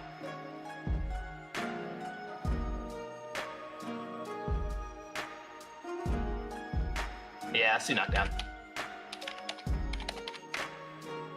So you have to use an action, one of 2 actions to get up if you want. And that'll be minus 2. Must be. They can bite like crazy.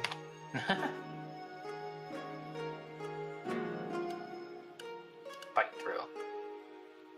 There we go. Abyssals, they're gonna be pretty deadly. Just watch out for those guys.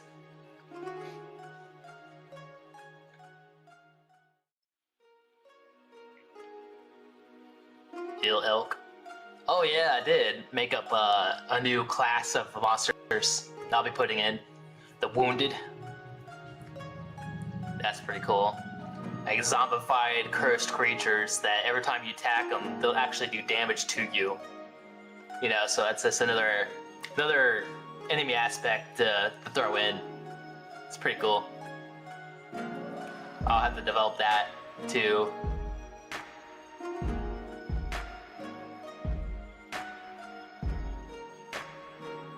Okay. Flesh Golem. We'll stick with that one. Okay, we'll also have to start here. Until I can think of something from the Wounded. Alright. New monster.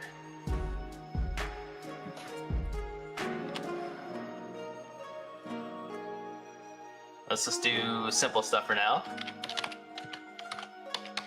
Large spider.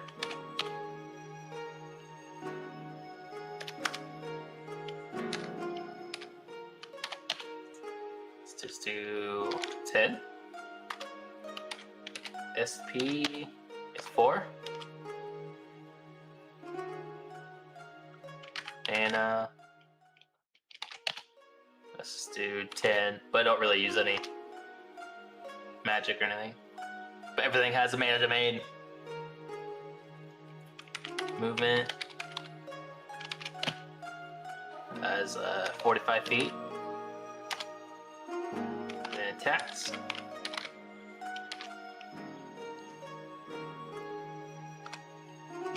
Fight.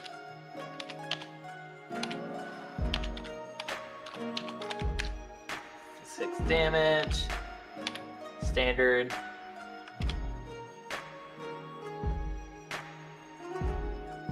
and special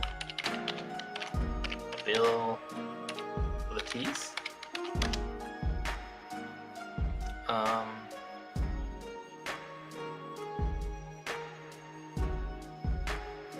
Let's do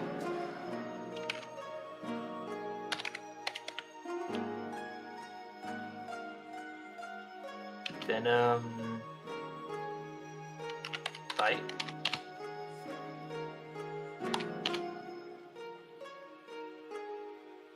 one d6 damage, And then 2 damage for Venom. Plus 1d4. Let's do 2 rounds. So total of 2 rounds, you'd be taking a total of 4 damage at the end of it. Venom bite. That'll be, let's do -4. It's gonna take everything to do. And if it wants to guard and get its stamina back up or rest, it can.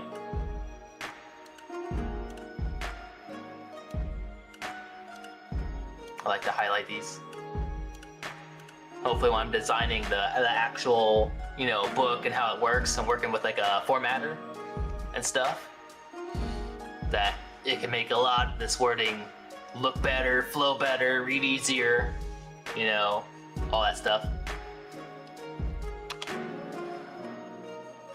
So you definitely want the book to read easy, look nice. Alright, let's do this. Let's do Clasp. It's the new one. The spider leaps onto you and grabs you with all its 8 legs. Each turn, you do not escape the hold. Make it specific that's a hold and not a capture. Holds are more like physical, like a giant grabbing onto you, or another player, or an NPC or enemy holds onto you with their hands or something, or legs or whatever. More of like a physical thing. But capture is more like a tool, like ropes and chain and device and magic, things like that. So there's 2 different types. And holds, you got to break a 10 to escape. And capture is a 12. It only approves with certain like conditions. Hold, it bites you. So escape or keep getting bitten.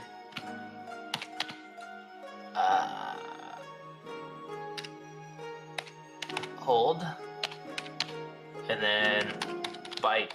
Each turn you fail the hold dice roll.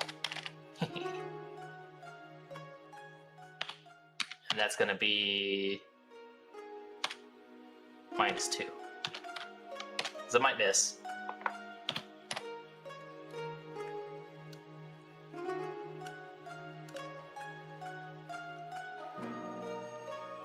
Yeah, that's a fun one. I like that. Beautiful. Alright, cool. Got that one done. For the most part.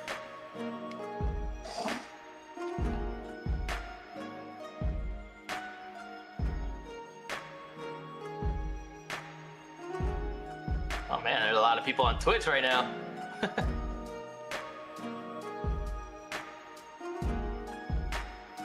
Just got the 50 billion notifications. Alright, let me see here. What else? Let me think here. There's one monster I've been wanting to get down, but I forgot what his name was on my book. I had to open it up and look. It's like an octopus wizard creature. I'll be putting that down for sure too. It's gonna be a really strong one. Yeah.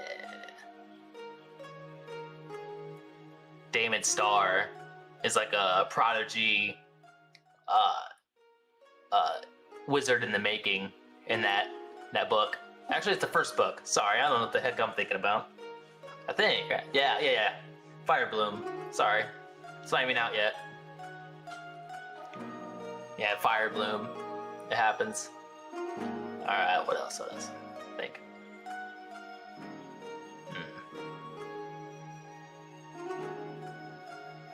Trying to think outside the box too. They're like the giant snakes. They're normal creatures. Alright,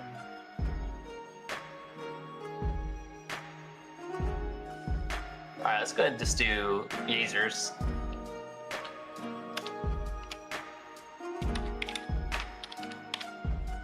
Lasers. These are yellow skinned six-legged or four?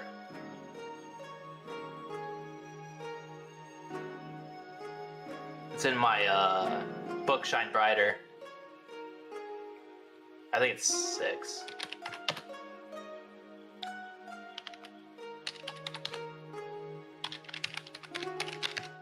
Saber-tooth-like creatures.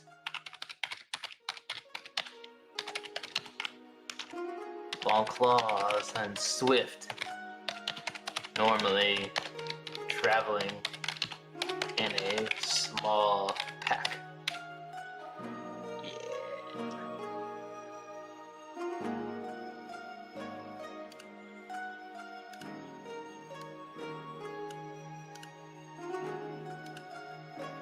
Okay, HP. Let's do 12 for these guys. SP. They're pretty fast and pretty strong, so let's do 6.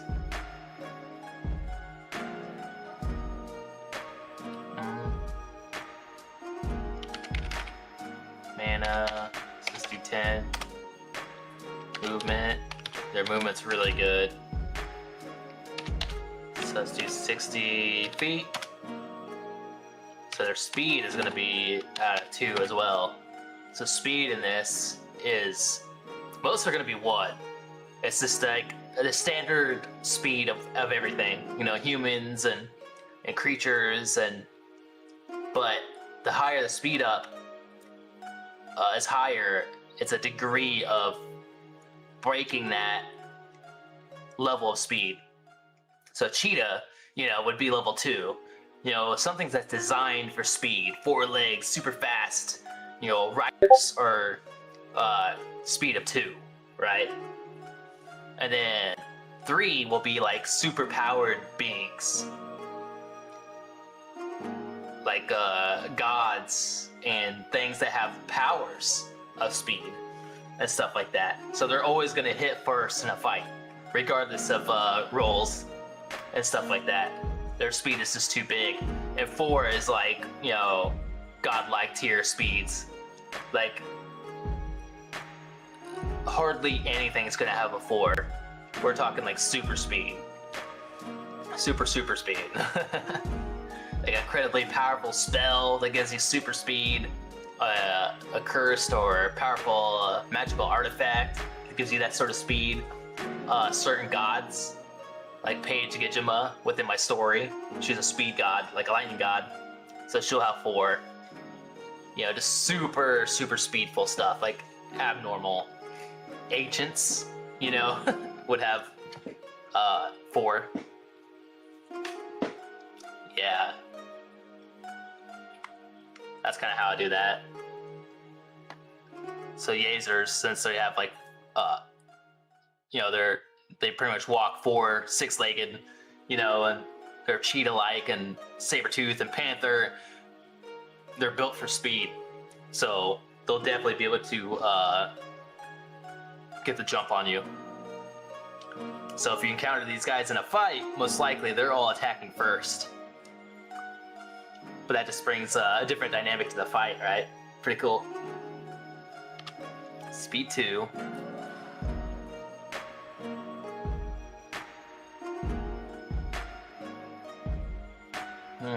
Just give me an idea though. I need to make a speed potion. That'd be cool, right? Really hard to make or really expensive to buy, but you could buy like a speed potion of some sort. So you know when you're going to a fight and you know what you're fighting, or you don't want to be caught off guard, you can drink that potion and have a speed of 2. So you can have like a fighting a chance to roll against these guys and see who hits first. You know, I might do that. Yeah, it's another idea. Hell yeah.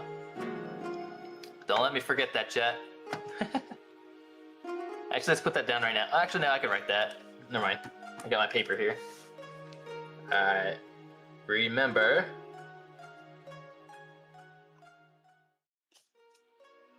to make speed potion. It's basically giving you haste too, by the way. So even other ones that you may fight, you're definitely gonna hit first. Oh yeah, I didn't make a spell of like haste.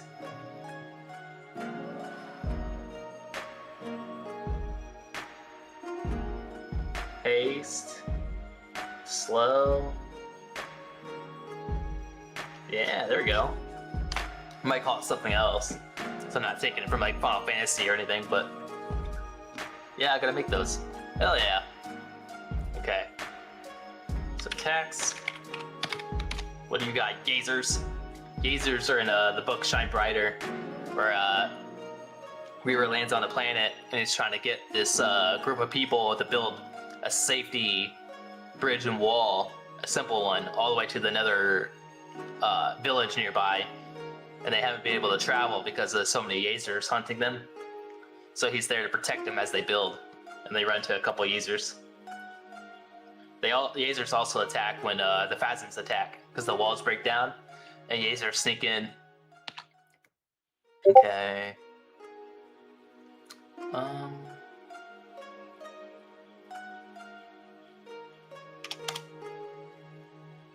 Let's do Claw Swipe. 1d6. The average.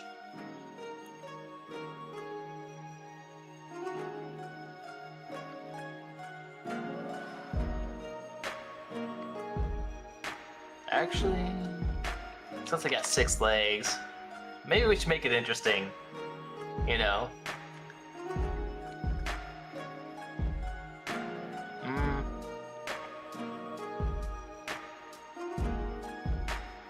Let's do 3d4. So when they get up, they swipe with all 3 claws. Other than the standard 2d4. You know, it's like, oh, why is this 3d4? Was this like a typo? Like, nah, they're swiping with all 3. Yeah, there we go. Slight edge in that. And then let's go with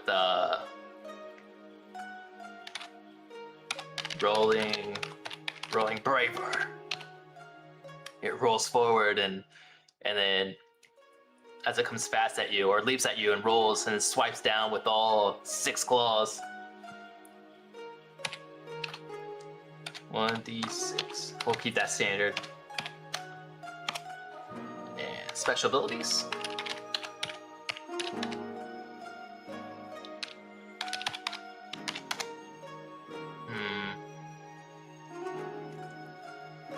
Let's see. Bite and rip. So it leaps on you, yeah. Leaps on you and bites, slinging its body and tearing a piece off your shoulder. Ouch, that sounds brutal. Doesn't sound too nice. Not gonna lie.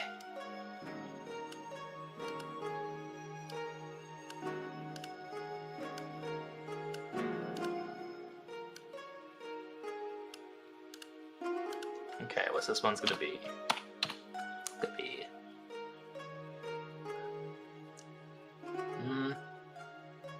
Let's do standard thing for special abilities. So your normal damage. Plus, let's do 3.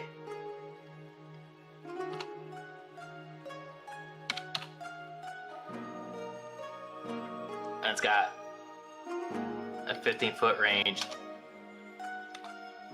Which, that makes it brutal, because imagine if it couldn't reach you. It ran out of movement to reach you. It's got another extra 15 to hit you with this ability. That's what that is.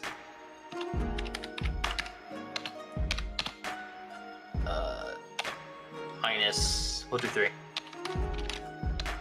Remember, enemies and stuff like that always get like a pretty negative side of it.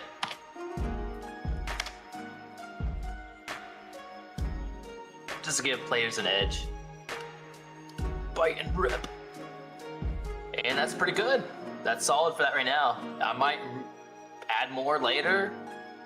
We'll see. But that's a pretty solid enemy. Okay, what else? I'm trying to remember once from my book.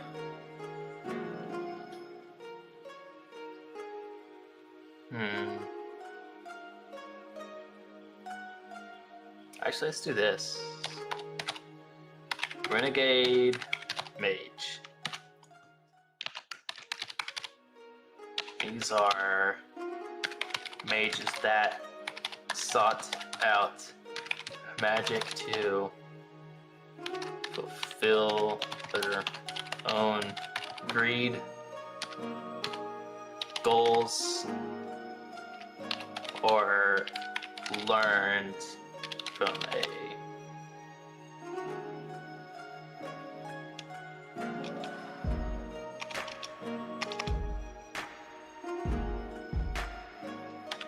magic their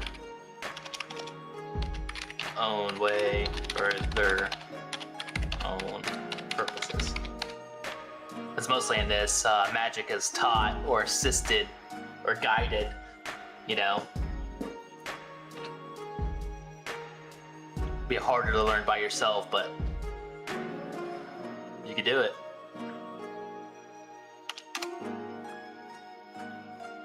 HP. Let's do 28. SP, which ain't gonna be too much. Standard 6. But your mana, that's gonna be, let's say 80. You're gonna be casting spells. Better watch out. Don't turn me into a frog. Don't do it. Ow. Movement. Standard. Let's do 45 feet. Attacks. Standard stuff. Staff. Strike. Hit you with its staff. Like Gandalf. You shall not pass. Bonk. 1d6 damage. Boom.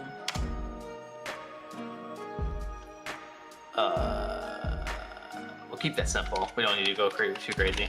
They're like standard people anyway. Bill, these.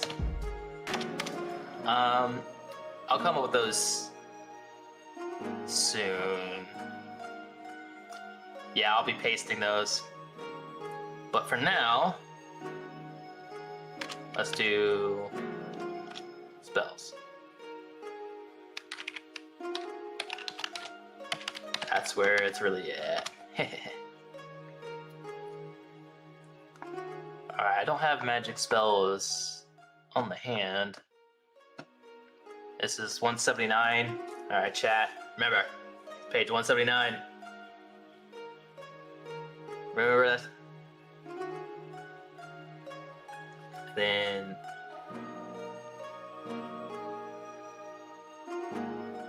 enemy list, magic list, so I can remember for next time. Alright, where's the magic at? I'm pretty sure it's up.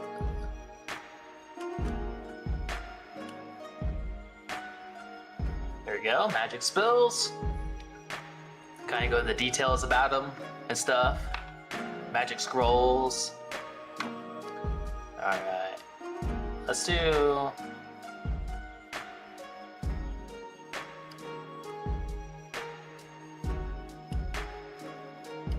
We can do 2 of these. Let's do that.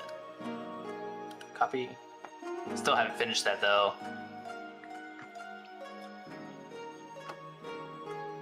Oh yeah, and it's on page 125. There we go.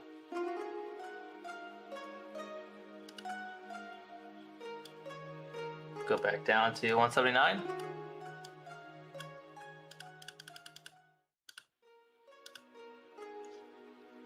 Put that on there. Boop. Let's do that. Copy. Paste.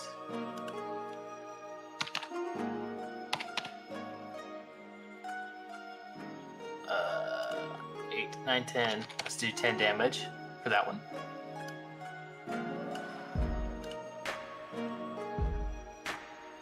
Three mana to do. Now let's do 4. I normally put it here.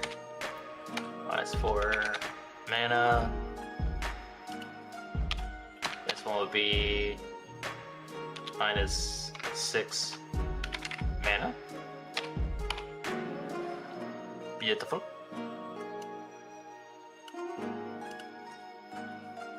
Okay.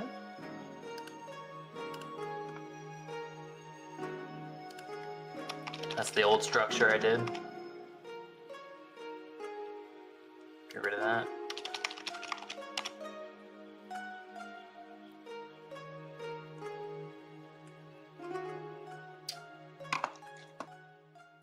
Okay, let's find something else. Page 125.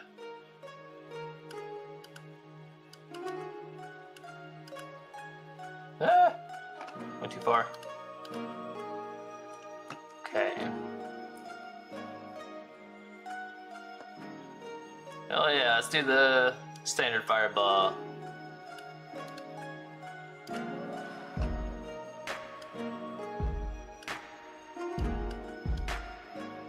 $179.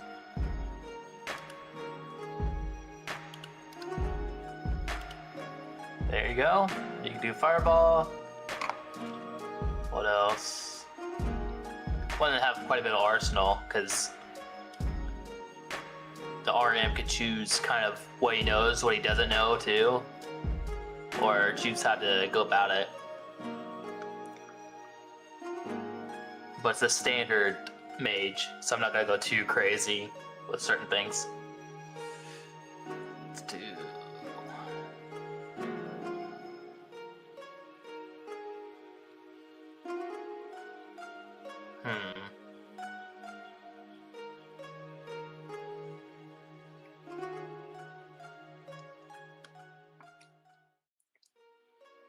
Windburst is fun. Let's do that one.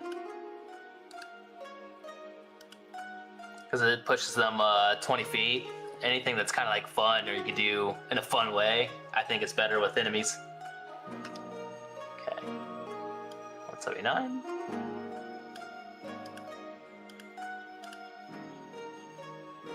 Gotta love bouncing back and forth like this. Normally I'd have this on the other screen. Ability lists and stuff. But I need to make a magic one too. Get some space there. To be honest, I think I need to get like 6 different computer screens. Link them all together and stuff. Just so I could work a little more better or comfortably, you know? There's so much stuff to look at when you're designing a game that if I had like 6 different screens where I could put like the magic up there, I could put the classes, I could put certain rules, because sometimes I don't need necessarily be reminded, but it helps me gather my thoughts a little bit better by looking at them or glancing at them. And then another one of like the skills, and then the page I'm working on, which would be, you know, obviously enemies. Because going through the up and down through the list and stuff like this is brutal. They call that the workflow. Creating a good workflow and a good system would be good. Wind bursts. We can add another one. 25. Okay.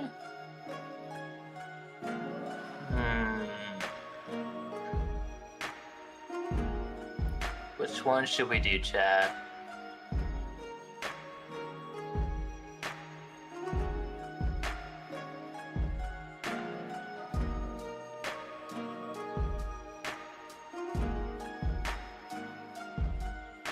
Yeah, I came up with a lot of different spells recently. Got a lot more I gotta do. Combo magic, I'll have to get into that another time. But that's super fun. Same thing with like the master abilities and ultimates abilities. When you buy certain spells, they work well together. Like Acid Lake and Pitfall, you can actually combine those. And that'll make the Pool of Acid. Pitfall, Acid Lake. So you combine those and then you could learn Pool of Acid. So they can actually fall into a pool of acid, lowering your movement speed and maybe possibly keeping you in there and doing more damage. All kinds of cool stuff. Alright.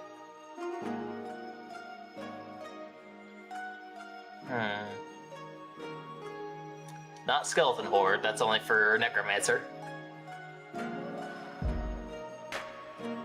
I definitely need to make more stuff too. I love having a big list. I mean, you don't want to be too crazy, because sometimes having too much can overwhelm people. So hopefully I'll make enough to where it feels really good to me, where they have a lot of options and it's exciting to look at, but not too much. And then in later editions, I'm planning on putting a lot more magic or combo magic and special abilities, and I mean even classes and other different things. So I can't put everything into this, because if it's too much at once, it'll actually probably scare or turn some people off. So I definitely want to find the balance in that too. Because trust me, I got a lot. I actually got a page that's going to be in the next 2 editions. Can you believe that? But I want to save it for that. So there's something exciting to look at, and it's not overwhelming for people, you know? And I still obviously have to develop them and redefine it. And once this shoots off, and I can have constructive criticism and stuff, and input, then obviously those additions could possibly be better too. So I don't want to put all my eggs in one basket, right?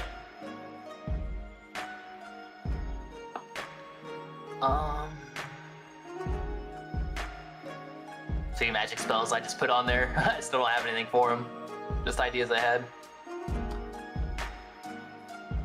Let's do...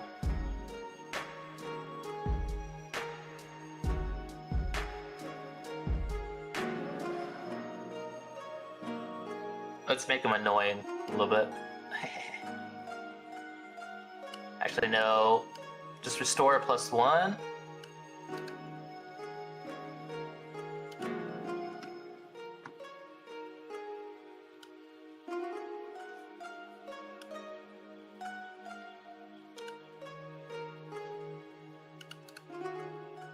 Paste.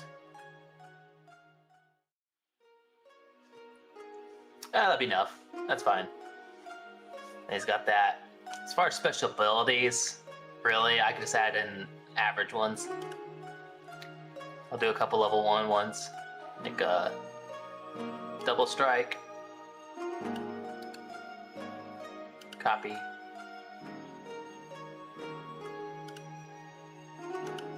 Yeah, let's do double strike.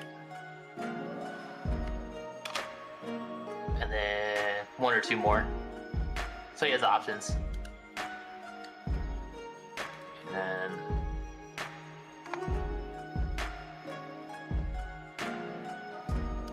do Braveheart. I'm okay with that one.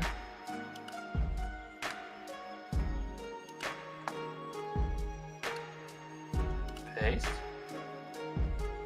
Yeah, just standardized attacks. because obviously mages ain't fully combative. They're more magic oriented. Okay, there we go. We got our renegade mage.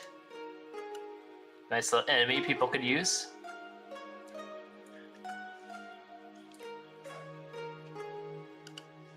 Oh. Create some space. And then let's come up with a new one. I don't have some of these basic ones yet. Let's do bandit. These are thieves.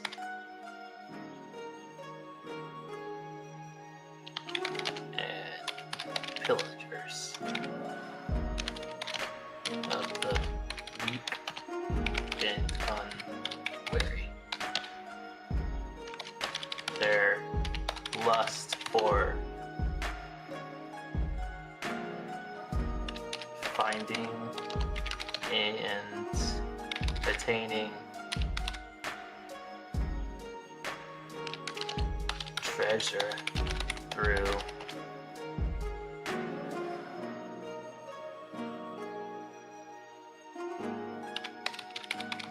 aggression and their own strength is what they live for.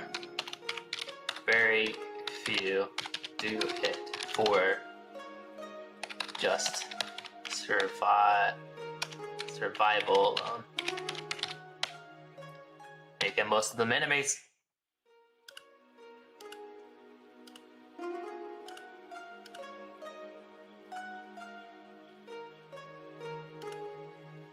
There you go. I think that's a good enough explanation for it.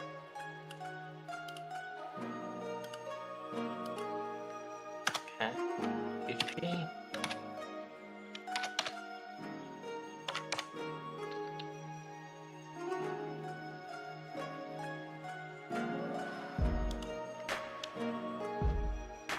So actually, let's bring that down. 20. Bandits will be 24. Balance thing. That's why it's one of the things I have to do too when I'm starting to play. Is figure out how much HP is too much for a certain type of enemies. Because I mean, putting 4 bandits down and then one of these renegade mages, it might actually be pretty intense. I gotta figure out how to balance that. Man, you can only do so much damage at one time. But I also don't want them to die too quick either. So we'll see.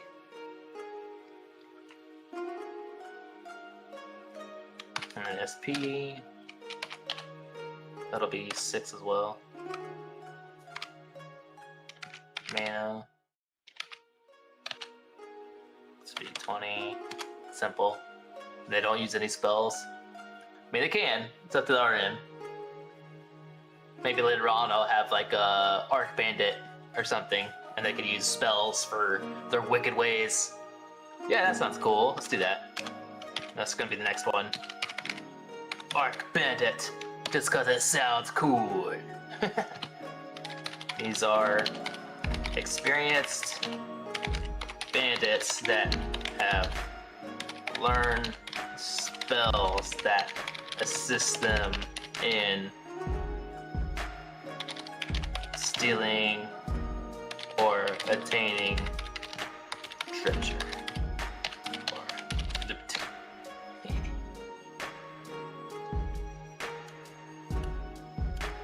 Yeah, we'll work on that later.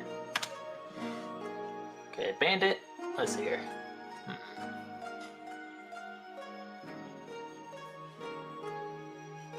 Movement.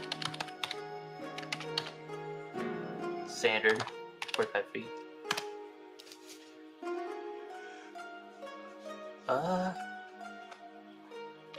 Attack.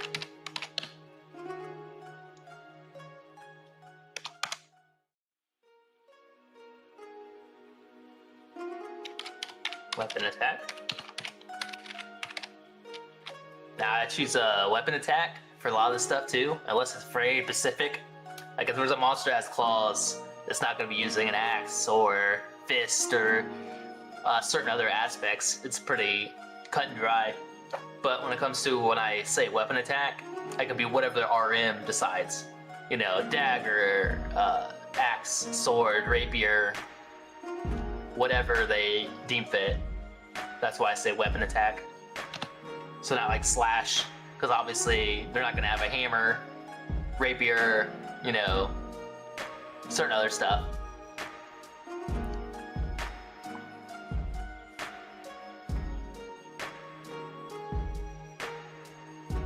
Or if it says smash attack, obviously it's not going to be a dagger, sword, spear, things like that. But you could argue for a spear or halberd, you know, like using the flat side. Use your imagination. Weapon attack. It's gonna be a 1d6. Standard damage.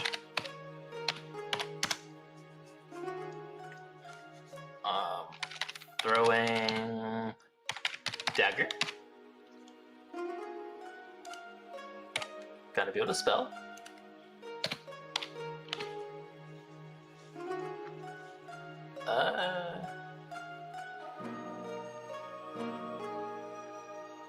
What is throwing dagger?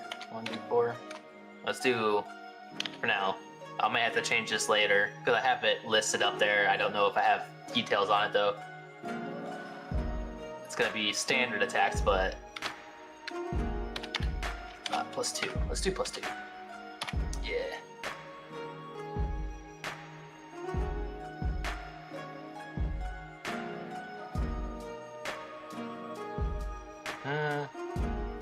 Maybe. Might be +1, +2. We'll see. And then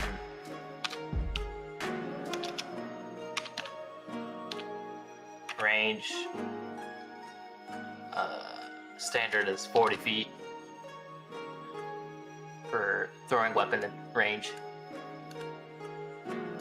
Guns and stuff are a little further. Oh man, I'm getting hungry.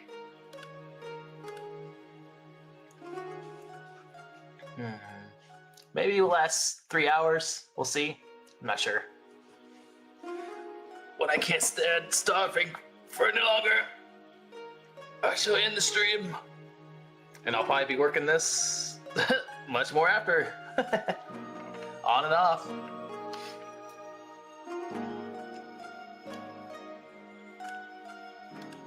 Never ends. Never quit.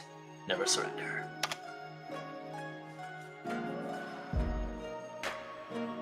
Oh yeah, that's one of the main things I need to do. I need to test this out here soon, but the major thing I need to do is make a player character sheet, which I'm kind of slowly working on that right now. I worked on that last night to kind of get the basis down, and then fill it out myself and kind of know what I need to do to help everyone fill out their character sheet. I need to get all that down first, and so I can get started on it. Really, that's all I need to do. And then I can start testing. Which I got some people I'll be playing with to help work with that. But there is actually a good chance, if I need to, go on Fiverr, and there's some people, like some dungeon masters and players, but probably just dungeon masters, because those would be the people I would like to collaborate with a little bit more too. They'll like the play, and they kind of know how rules and things flow. So hopefully they can kind of help me out. So hire a couple people to play a game and see what works and what doesn't. While trying to have fun at the same time. Trial and error. Alright, throwing dagger. Got that. Let's do special abilities.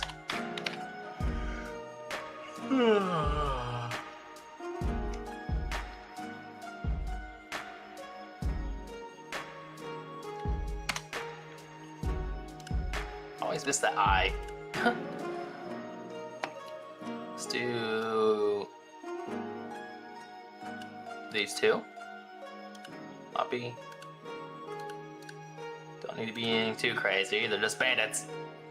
But then again, I like it when everything kind of has like a soul, you know, a purpose for it. It feels like a bandit. Its attacks feel like a bandit. Its overall stats feel like one.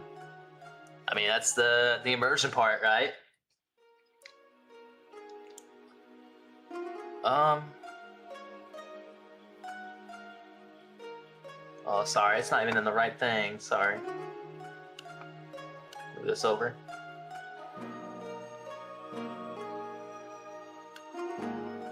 Bandit. Okay. Let's look at the spell. I mean, the special abilities list. Boop. Let's give. What are we gonna give him? A bandit.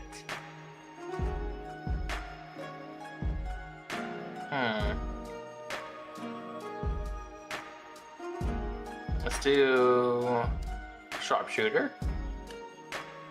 They have a gun.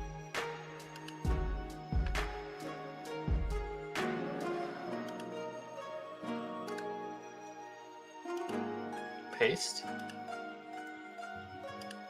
And what else? Do shoulder slash copy.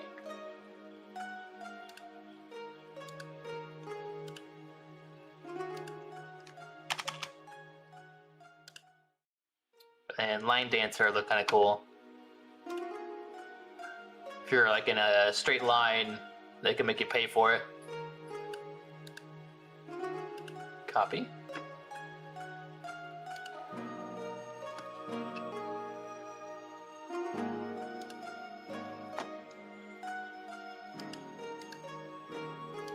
There we go, that's good enough. Nice, we got our bandit. Alright, let's do the Arc Bandit. Pretty excited about this one.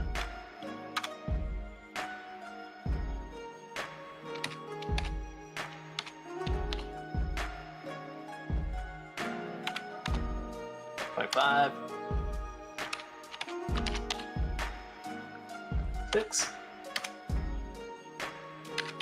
Mana. Got 40. Double what the normal bandit does. Movement.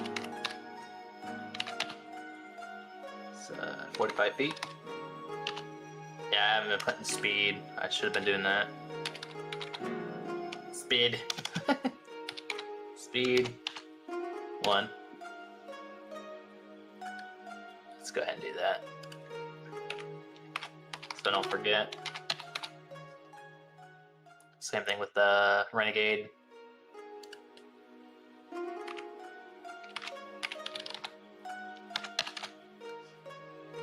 Standard. Okay. Attacks. Weapon attack.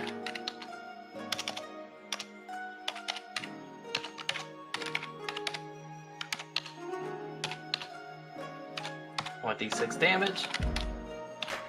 There you go. He's got his normal attack. Throwing weapon, of course. 1d4 damage plus 2 damage. Beautiful. Oh, no, need the range. Don't forget the range. 3 feet. Okay, there we go.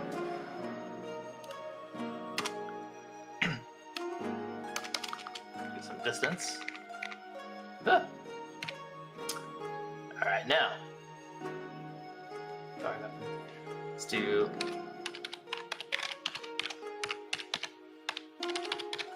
abilities. I'm just going to copy everything that the bandit has. And again, I'll probably adjust it and change it later, but this will be the basis. I don't want to go too crazy. I just want a functioning thing. Because I mean, at the very end, like say I tested this out, I got artwork done, I found a formatter that understands what I want, and we're planning on getting it done soon. And I kind of know what works, what doesn't work. Then I'll probably be going back and really polishing everything up, taking special abilities out, putting another one in. Welcome back, Ezreal! How's it going? Man, oh man. Now saving the world or making food. I don't know what you're doing. I'm sure it's one of those two. Yeah, we're making enemies right now. Monsters, bandits, enemies. It's pretty dope. Oh yeah, magic. Alright. Magic spells from the Arc Bandit. But now, the thing is, these have to be simple attack spells, but also spells that help them with robbery, right? And thieving. So, I know float will be one. Okay, 181. Let's change that. 181. Come back to that. Let's go back to the magic page.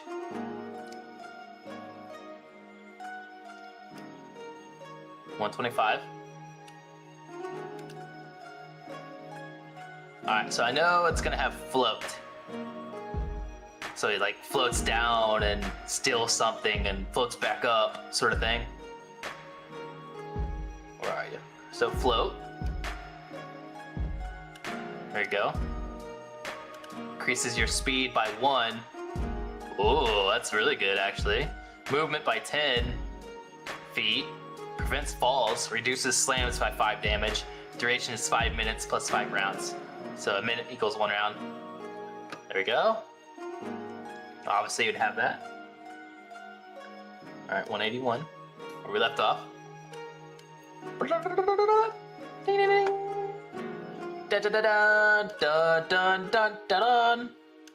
Okay.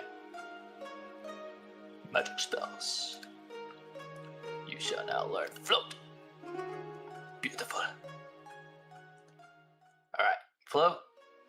What else are you gonna have? Let's go back and see. 125. Enemies? Yes. Plenty of enemies. It's gonna be enemies within the game that you'll have to face and defeat. Remember, they may be trying to steal your lunch. You cannot have that. Oh, I went too far.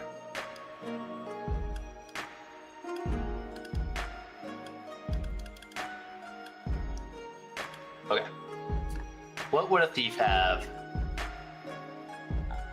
Thief.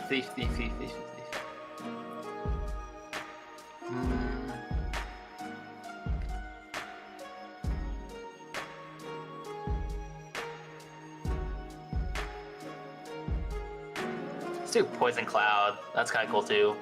Maybe they use it not for like attacking, but they'll use it for distraction. Yeah. Let's do Poison Cloud.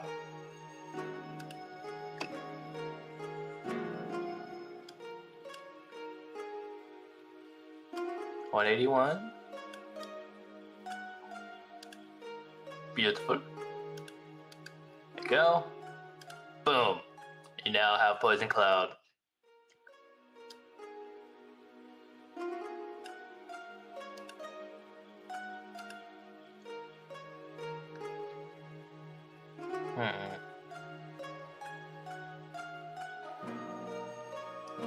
Maybe Fireball.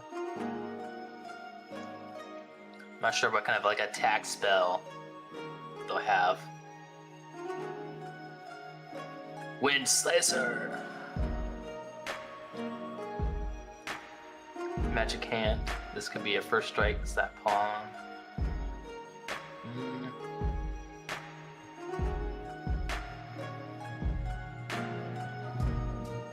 Abracadabra, I cast computer crash and all writing disappears.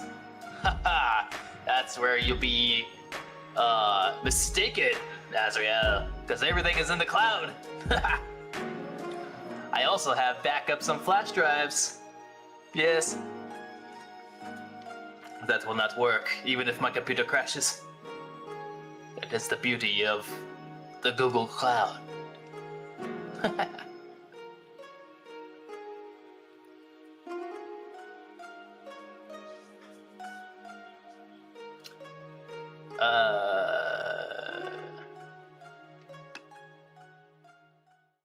Cloud break sounds good. Let's do that.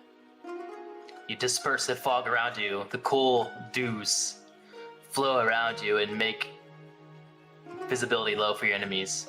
There's too many U's.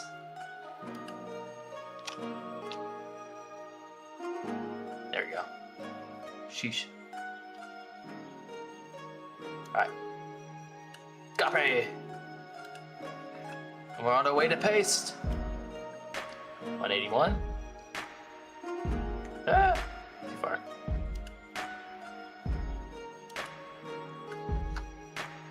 There you go. That'd be used for escape. Now let's come with a attack spell.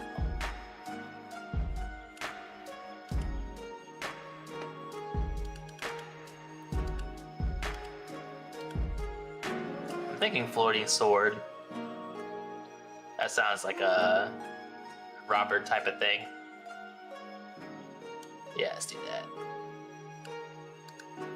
Floating sword.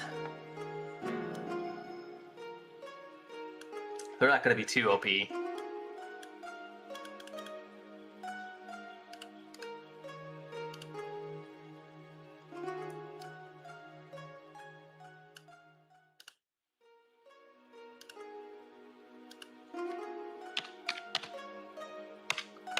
That'll be -4 mana.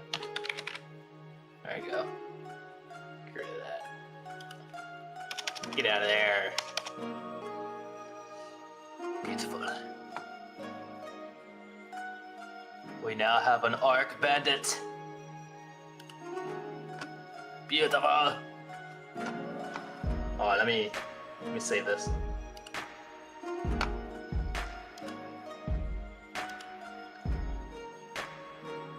Don't want you to see anything I don't want you to see.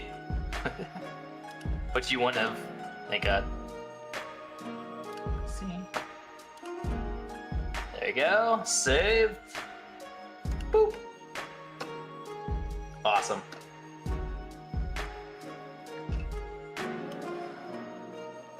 There you go. That's our Arc Bandit. Right there. Braveheart, Sharpshooter, Shoulder Slash, Line Dancer. A lot of this kind of sounds like a bandit, right?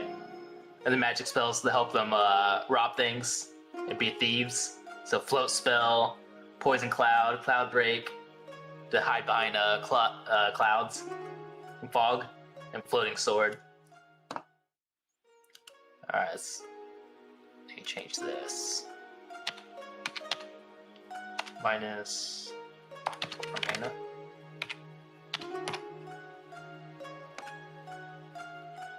Actually, that's probably needs to be more. Let's do 8 mana. No, 10. Well, no. Not 8. We'll see.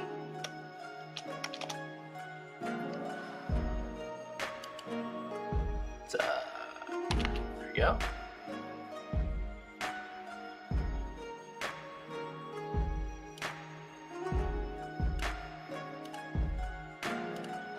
Nice.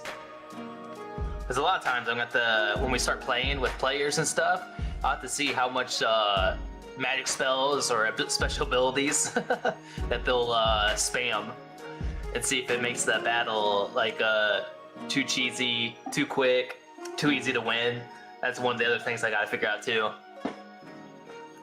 Because if they figure out like there's all these different things they could do, once they get them and they become too powerful, that'd be something else I need to figure out. I need to figure out the perfect balances. How much I need to take away, or stuff like that.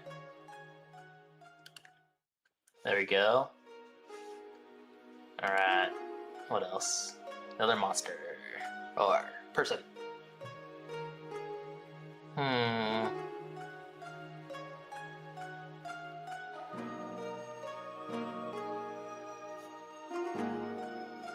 Think here.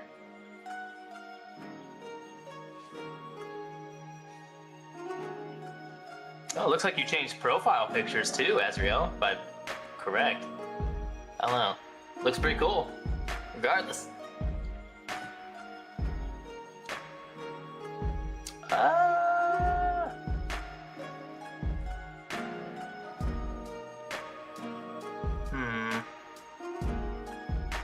Let me think here.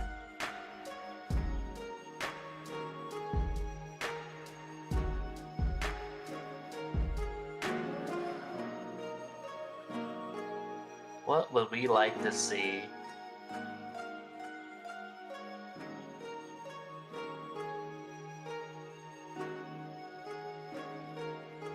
Okay. Let me think.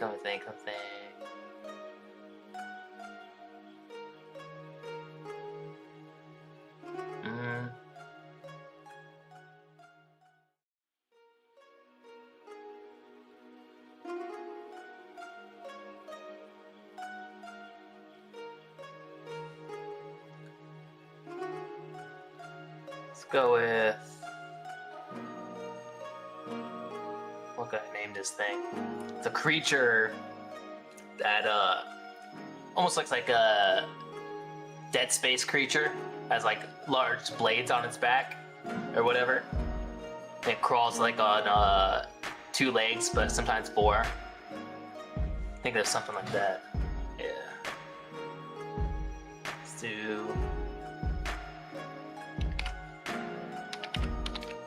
blade draw.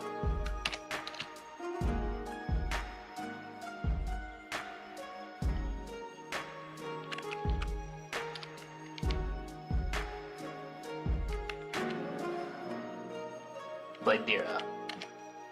Whatever you want, however you want to pronounce it.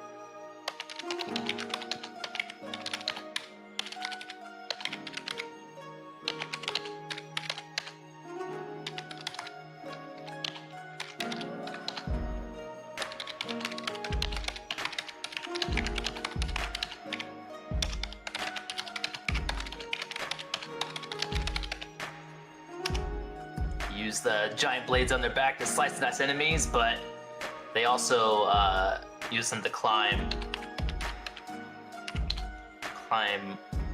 walls, caverns, tombs.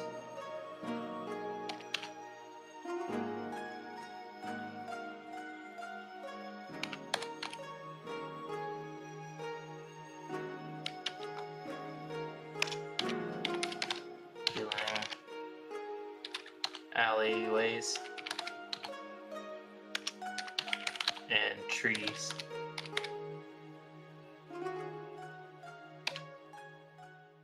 There we go. I have to get like a commission on that one at some point. But it'll look a lot like a Dead Space creature, but more monster-esque and cleaner. Okay, HP.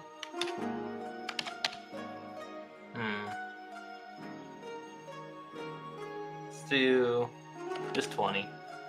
Nah, 18.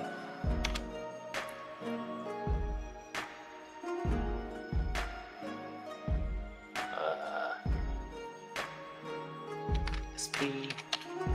Let's do 6.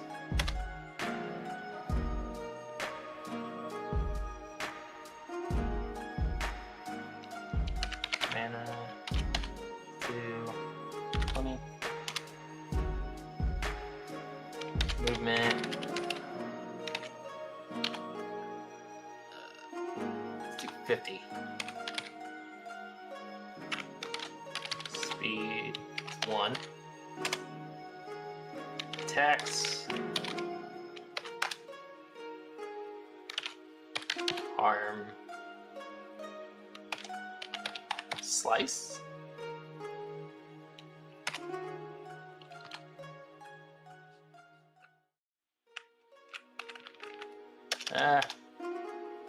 Do limb slice.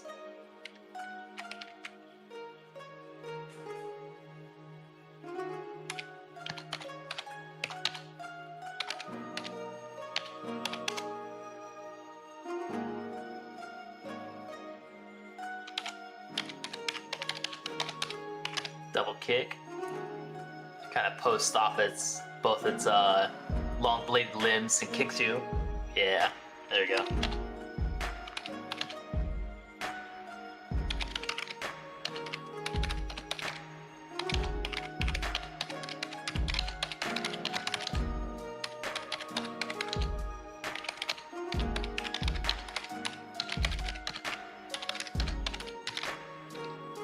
Yeah, that'd be cool.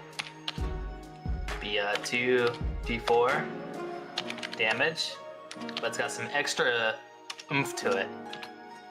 So another +2.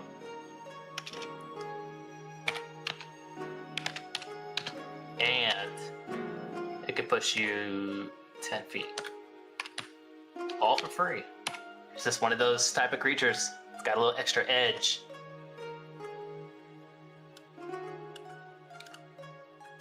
Some enemies will have that. Make them a little special.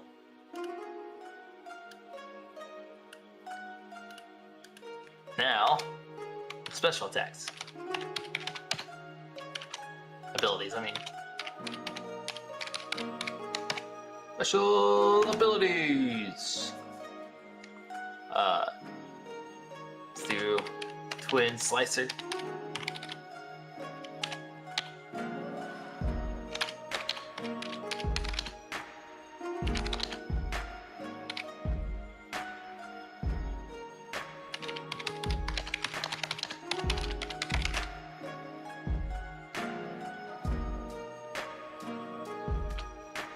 With both lips. Both bladed lips. There you go.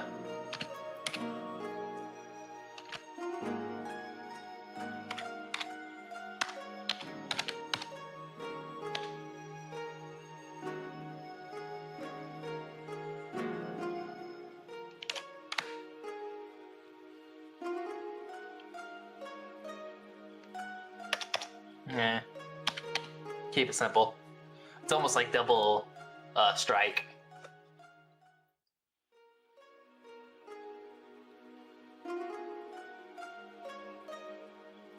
But not. -3 SP. There we go.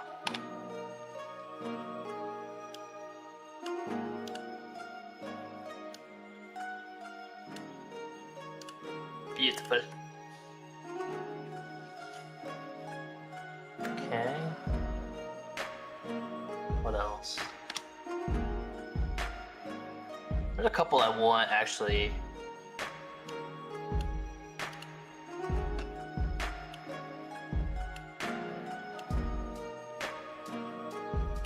From the spell, the ability list. One sec. Let's go with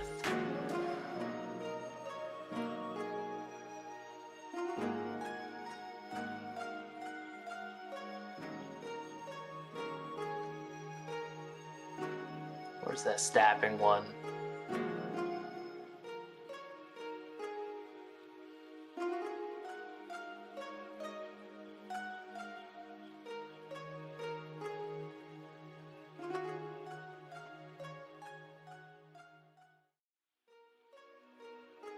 I think there's one anyway.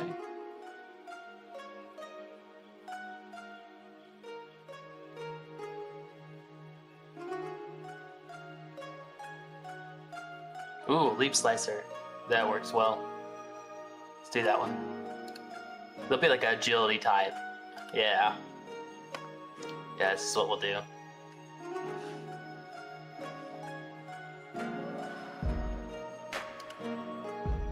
That one. Paste that. Leap slicer. And there's another one, too, I want. It's a dash slash.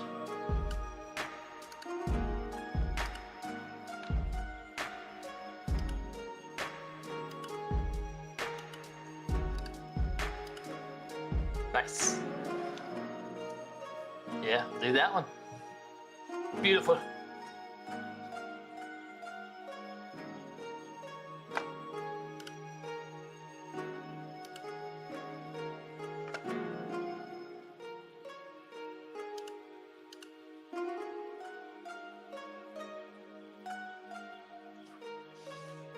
Okay, well, I think that's gonna be it. To be honest with you. Yeah, I'm just gonna go get some food, and then probably take a chill rest of the day and keep working on this. Probably actually work on the character sheet a little bit more. Really excited to get that done.